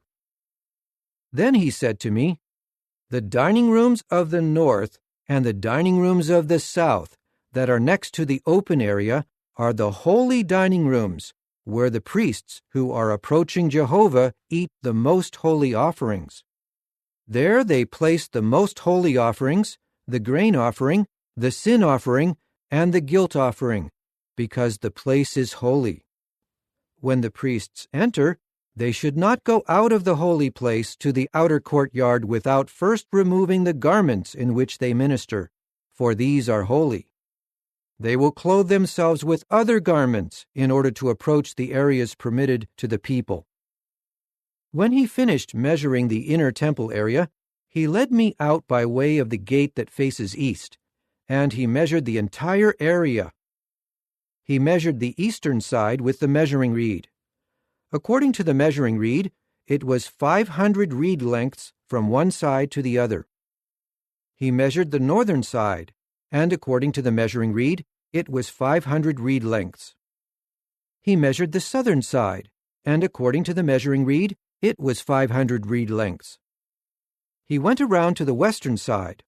He measured 500 reed lengths with the measuring reed.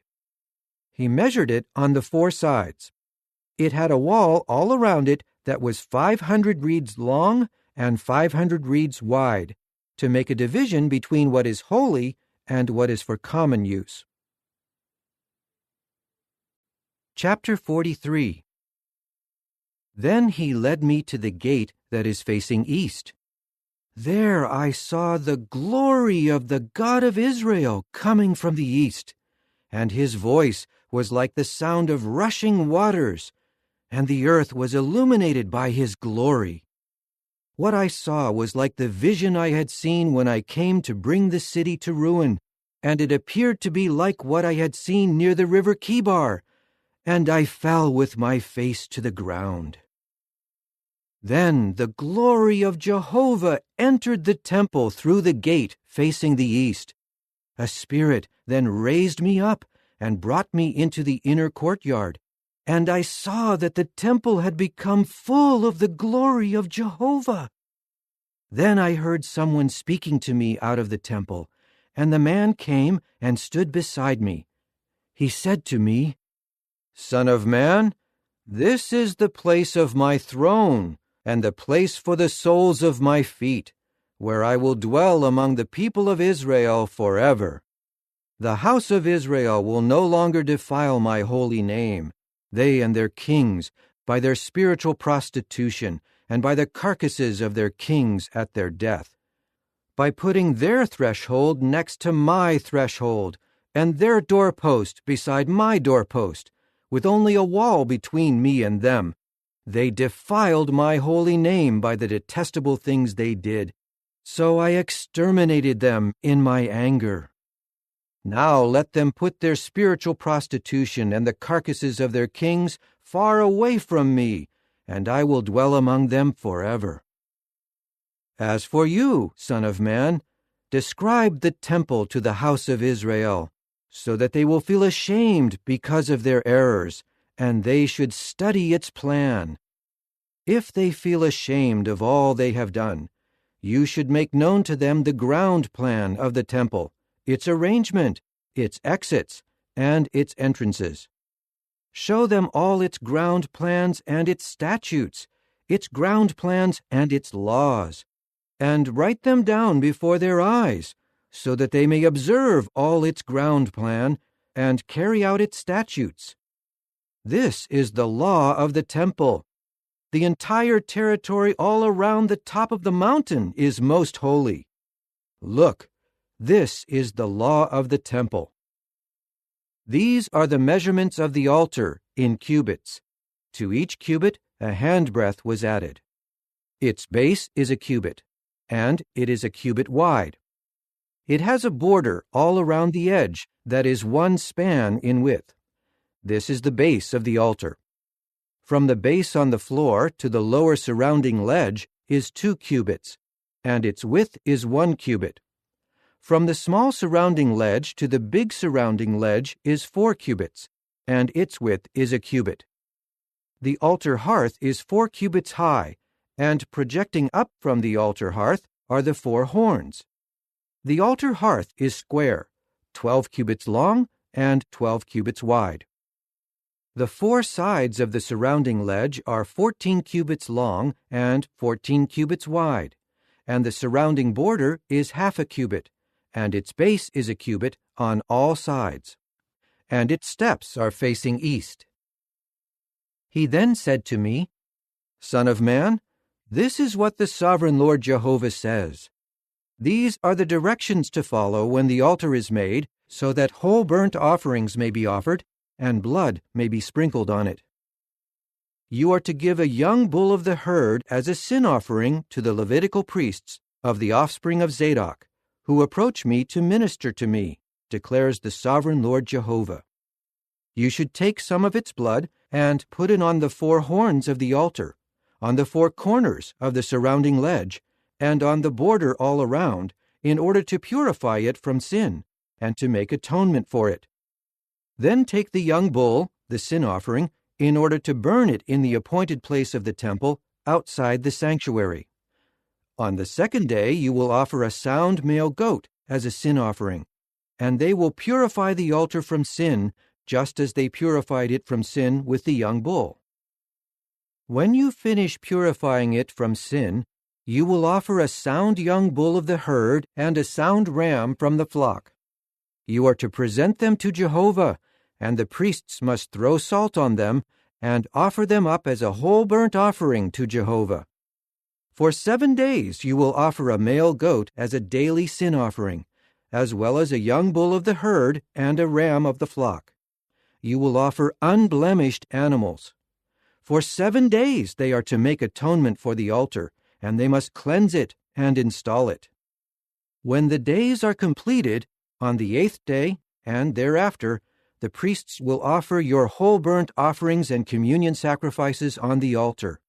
And I will find pleasure in you, declares the sovereign Lord Jehovah. Chapter 44.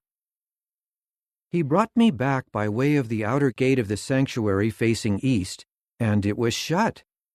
Then Jehovah said to me, This gate will remain shut. It is not to be opened, and no human will enter by it. For Jehovah, the God of Israel, has entered through it, so it must remain shut. However, the chieftain will sit in it to eat bread before Jehovah, for he is a chieftain. He will come in through the porch of the gate, and he will go out through it. Then he brought me through the north gate to the front of the temple. When I looked, I saw that the glory of Jehovah had filled the temple of Jehovah. So I fell with my face to the ground. Then Jehovah said to me, Son of man, pay attention, watch, and listen carefully to everything I tell you about the statutes and the laws of the temple of Jehovah. Pay close attention to the entryway of the temple and all the exits of the sanctuary. You must say to the rebellious house of Israel, This is what the sovereign Lord Jehovah says. That is enough of your detestable practices, O house of Israel. When you bring foreigners who are uncircumcised in heart and flesh into my sanctuary, they profane my temple. You present my bread, fat, and blood, while my covenant is being broken because of all your detestable practices. You have not taken care of my holy things. Instead, you assign others to take care of the duties in my sanctuary. This is what the sovereign Lord Jehovah says.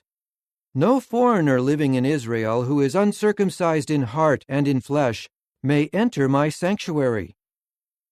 But the Levites who strayed far from me when Israel strayed from me to follow their disgusting idols will bear the consequences of their error. And they will become ministers in my sanctuary, to oversee the gates of the temple, and to minister at the temple. They will slaughter the whole burnt offering and the sacrifice for the people, and they will stand before the people to minister to them.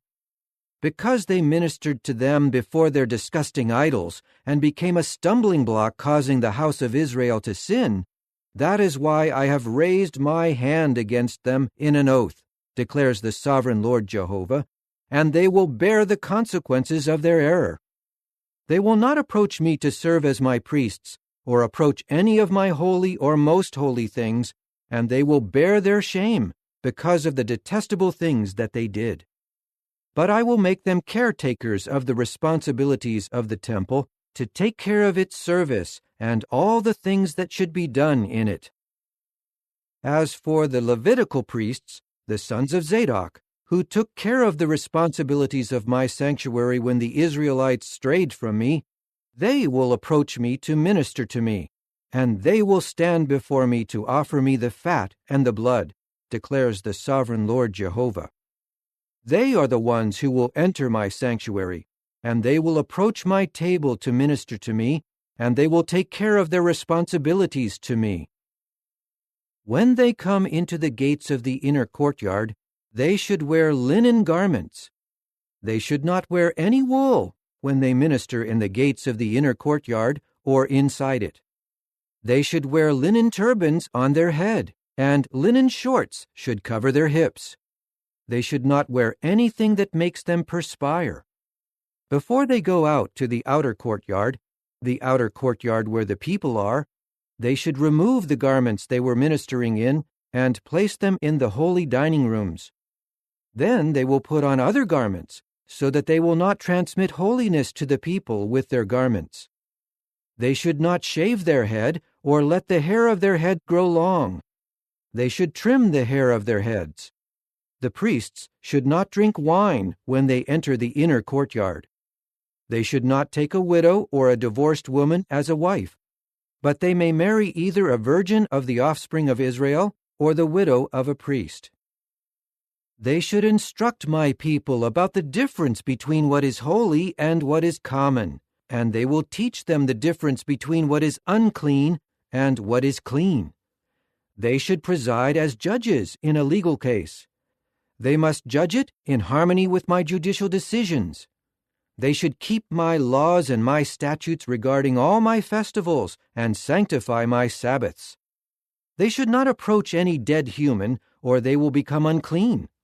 However, they may make themselves unclean for their father, mother, son, daughter, brother, or an unmarried sister. And after the purification of a priest, they should count off 7 days for him. On the day he enters into the holy place, into the inner courtyard to minister in the holy place, he should present his sin offering, declares the sovereign Lord Jehovah. And this will be their inheritance. I am their inheritance. You should not give them any possession in Israel, for I am their possession. They will be the ones to eat the grain offering, the sin offering, and the guilt offering, and every devoted thing in Israel will become theirs.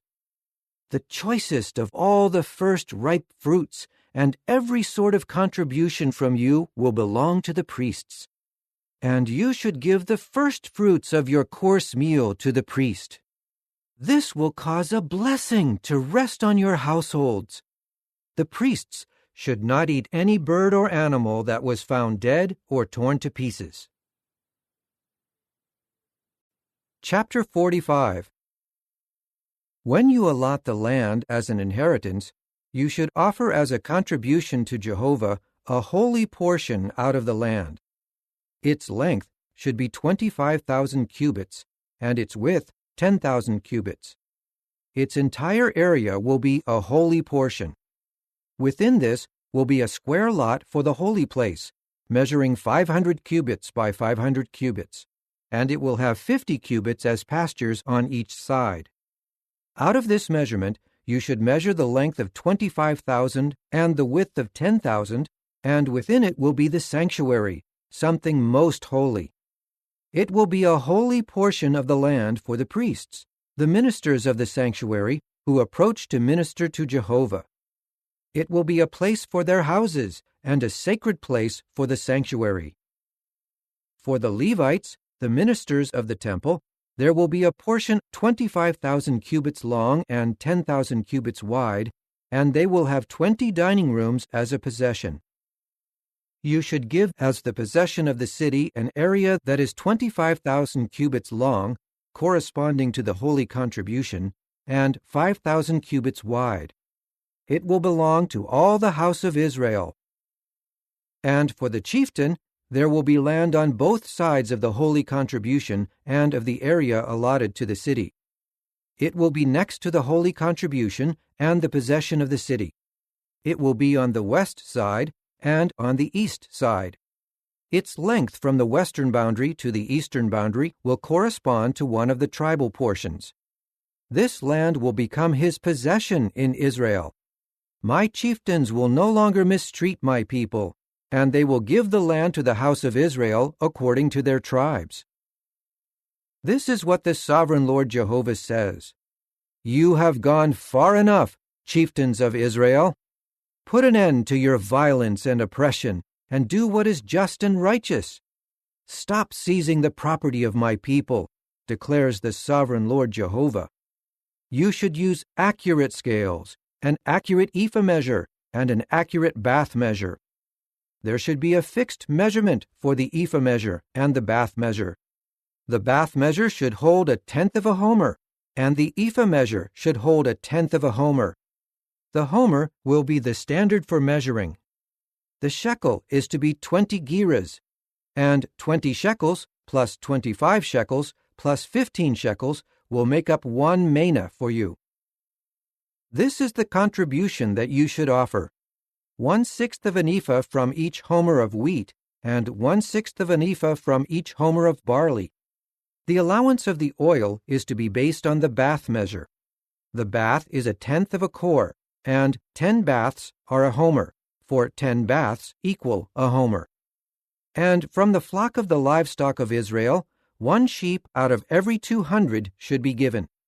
These will be for the grain offering, the whole burnt offering, and the communion sacrifices, in order to make atonement for the people, declares the sovereign Lord Jehovah. All the people of the land will make this contribution to the chieftain in Israel. But the chieftain will be responsible for the whole burnt offerings, the grain offering, and the drink offering during the festivals, the new moons, the Sabbaths, and all the designated festivals of the house of Israel. He will be the one to provide the sin offering, the grain offering, the whole burnt offering, and the communion sacrifices, in order to make atonement in behalf of the house of Israel. This is what the sovereign Lord Jehovah says.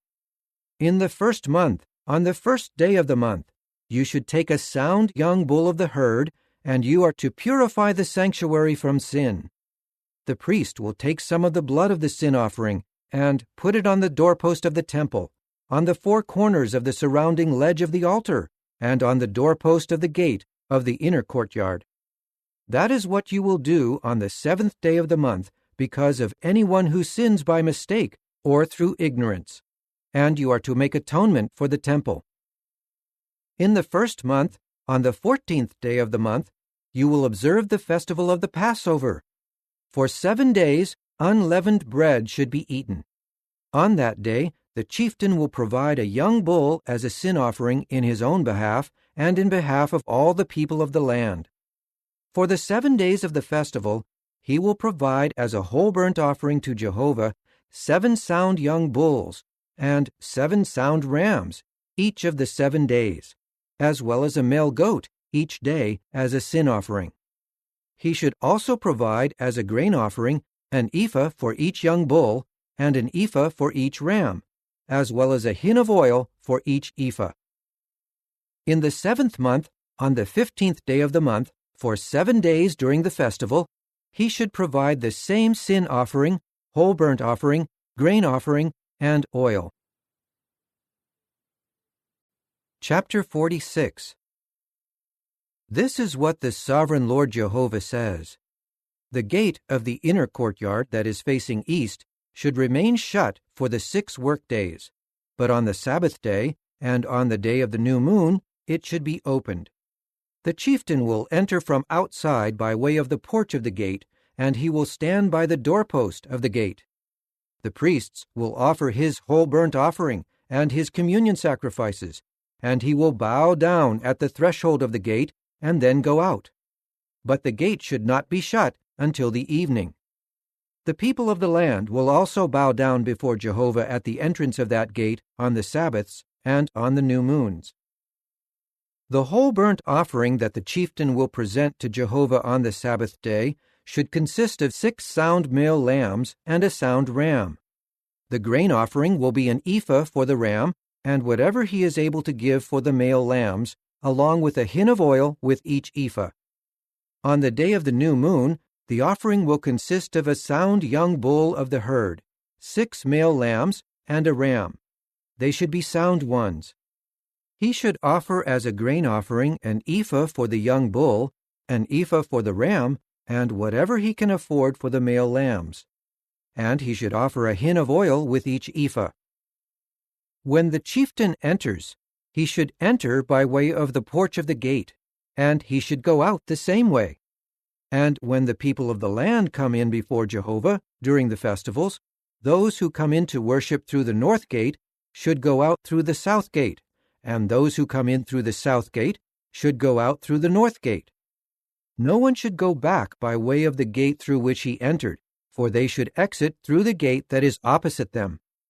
As for the chieftain who is among them, he should come in when they come in, and he should go out when they go out.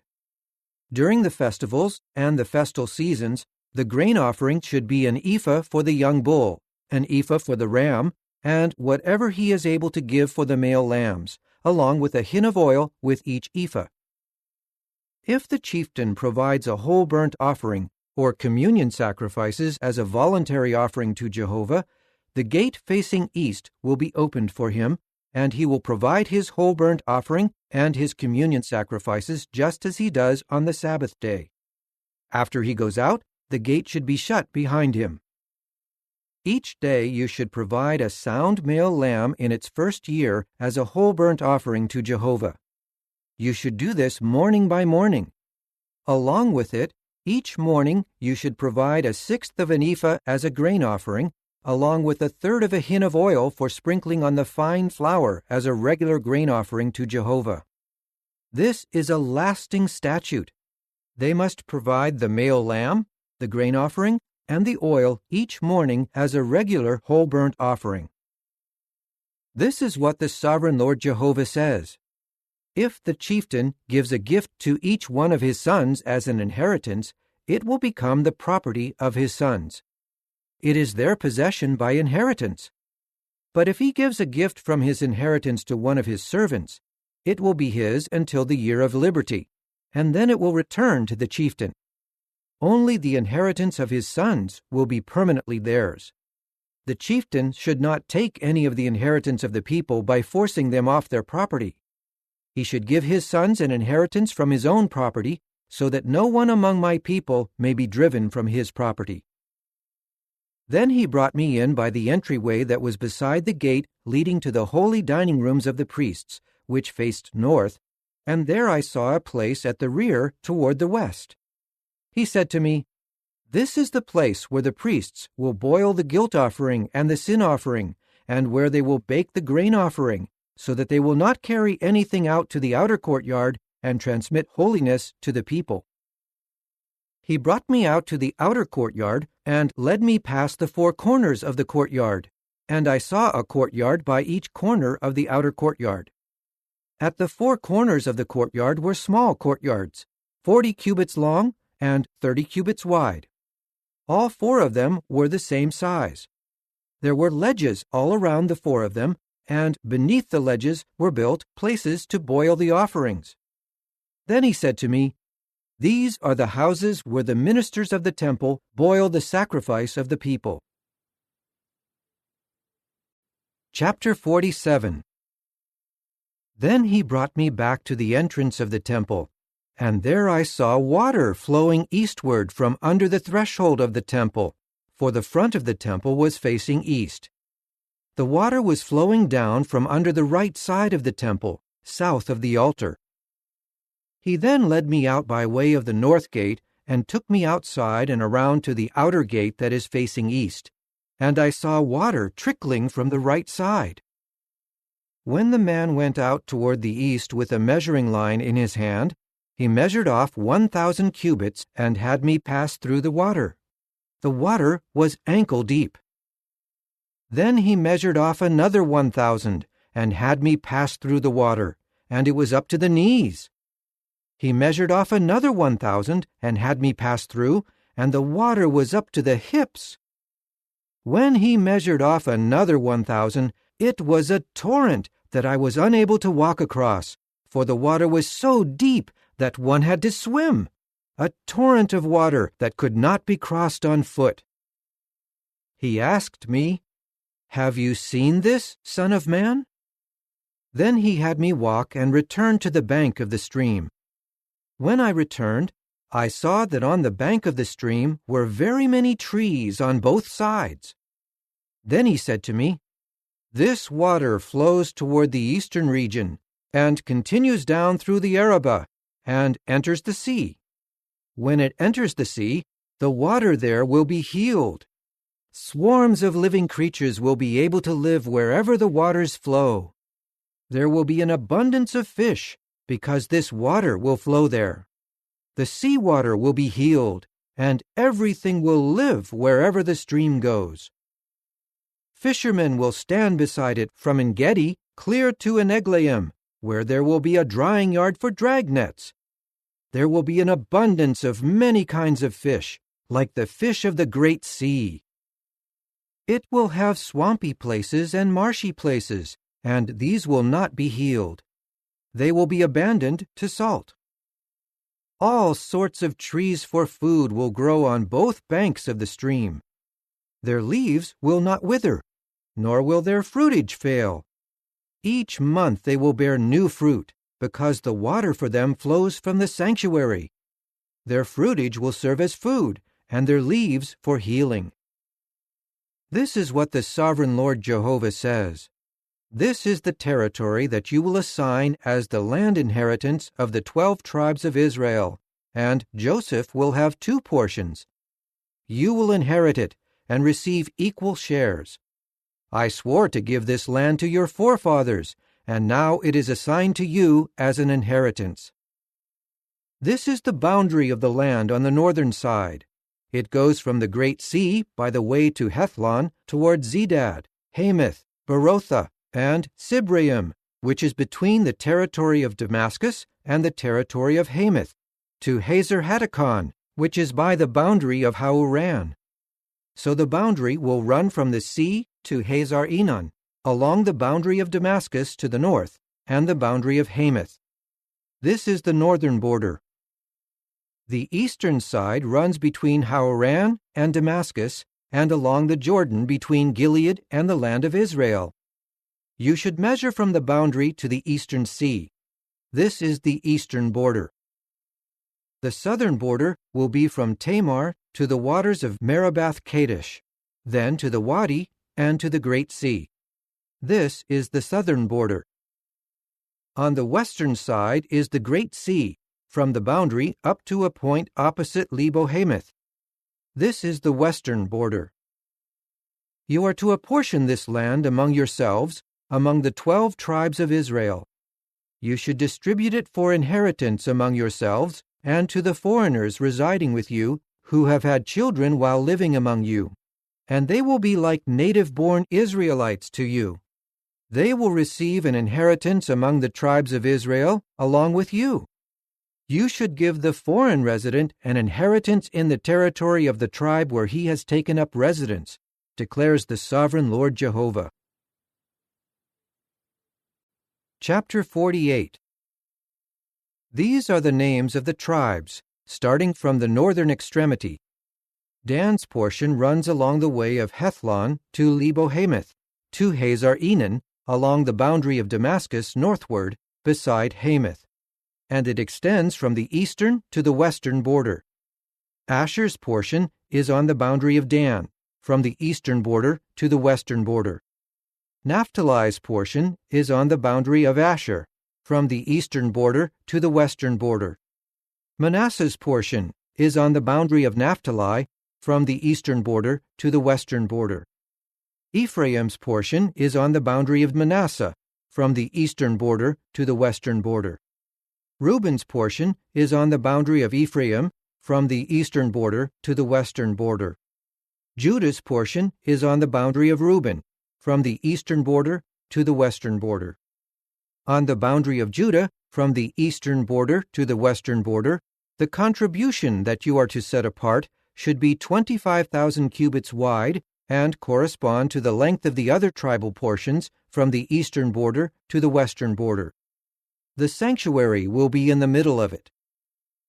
The contribution that you are to set apart to Jehovah will be 25,000 cubits long and 10,000 wide.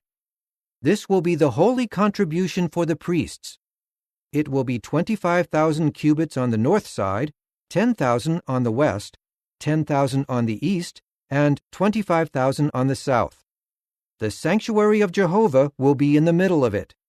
It will be for the sanctified priests from the sons of Zadok, those who took care of their responsibilities toward me and did not go astray when the Israelites and the Levites went astray. They will have a portion of the contribution of the land set apart as something most holy on the boundary of the Levites. Right next to the territory of the priests, the Levites will have a portion 25,000 cubits long and 10,000 wide. The whole length will be 25,000 long and 10,000 wide. They should not sell, exchange, or transfer any of this choicest portion of the land, for it is something holy to Jehovah. The remaining area that is 5,000 cubits wide alongside the 25,000 cubit border will be for common use of the city, for housing and pasture ground. The city will be in the middle of it.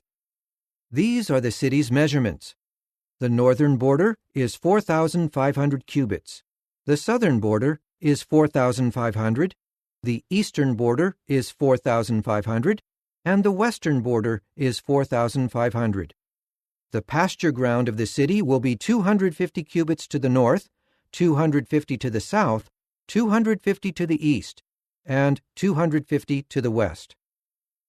The length of the remaining portion will correspond to the holy contribution, 10,000 cubits to the east and 10,000 to the west. It will correspond to the holy contribution, and its produce will provide food for those serving the city. Those who are serving the city from all the tribes of Israel will cultivate it. The whole contribution is 25,000 cubits square. You should set it aside as the holy contribution, along with the possession of the city. What remains on both sides of the holy contribution and of the possession of the city will belong to the chieftain. It will be alongside the 25,000 cubit borders that are east and west of the contribution. It will correspond to those adjoining portions, and it will be for the chieftain. The holy contribution and the sanctuary of the temple will be in the middle of it. The possession of the Levites and the possession of the city will be between what belongs to the chieftain. The chieftain's territory will be between the boundary of Judah and the boundary of Benjamin. As for the remaining tribes, Benjamin's portion is from the eastern border to the western border. Simeon's portion is by the boundary of Benjamin, from the eastern border to the western border. Issachar's portion is by the boundary of Simeon, from the eastern border to the western border. Zebulun's portion is by the boundary of Issachar, from the eastern border to the western border. Gad's portion is by the boundary of Zebulun, from the eastern border to the western border. The southern border by the boundary of Gad will run from Tamar to the waters of Merabath Kadesh to the Wadi and on to the Great Sea. This is the land that you should distribute as an inheritance to the tribes of Israel, and these will be their portions, declares the sovereign Lord Jehovah. These will be the exits of the city. The northern side will measure 4,500 cubits. The gates of the city will be named according to the tribes of Israel. Of the 3 gates on the north, there is 1 gate for Reuben, 1 gate for Judah, and 1 gate for Levi. The eastern side will be 4,500 cubits long, and there are 3 gates, 1 gate for Joseph, 1 gate for Benjamin, and 1 gate for Dan. The southern side will measure 4,500 cubits, with 3 gates, 1 gate for Simeon, 1 gate for Issachar, and 1 gate for Zebulun. The western side will be 4,500 cubits long, with 3 gates, 1 gate for Gad, 1 gate for Asher, and 1 gate for Naphtali. The perimeter will be 18,000 cubits, and the name of the city from that day on will be Jehovah is there.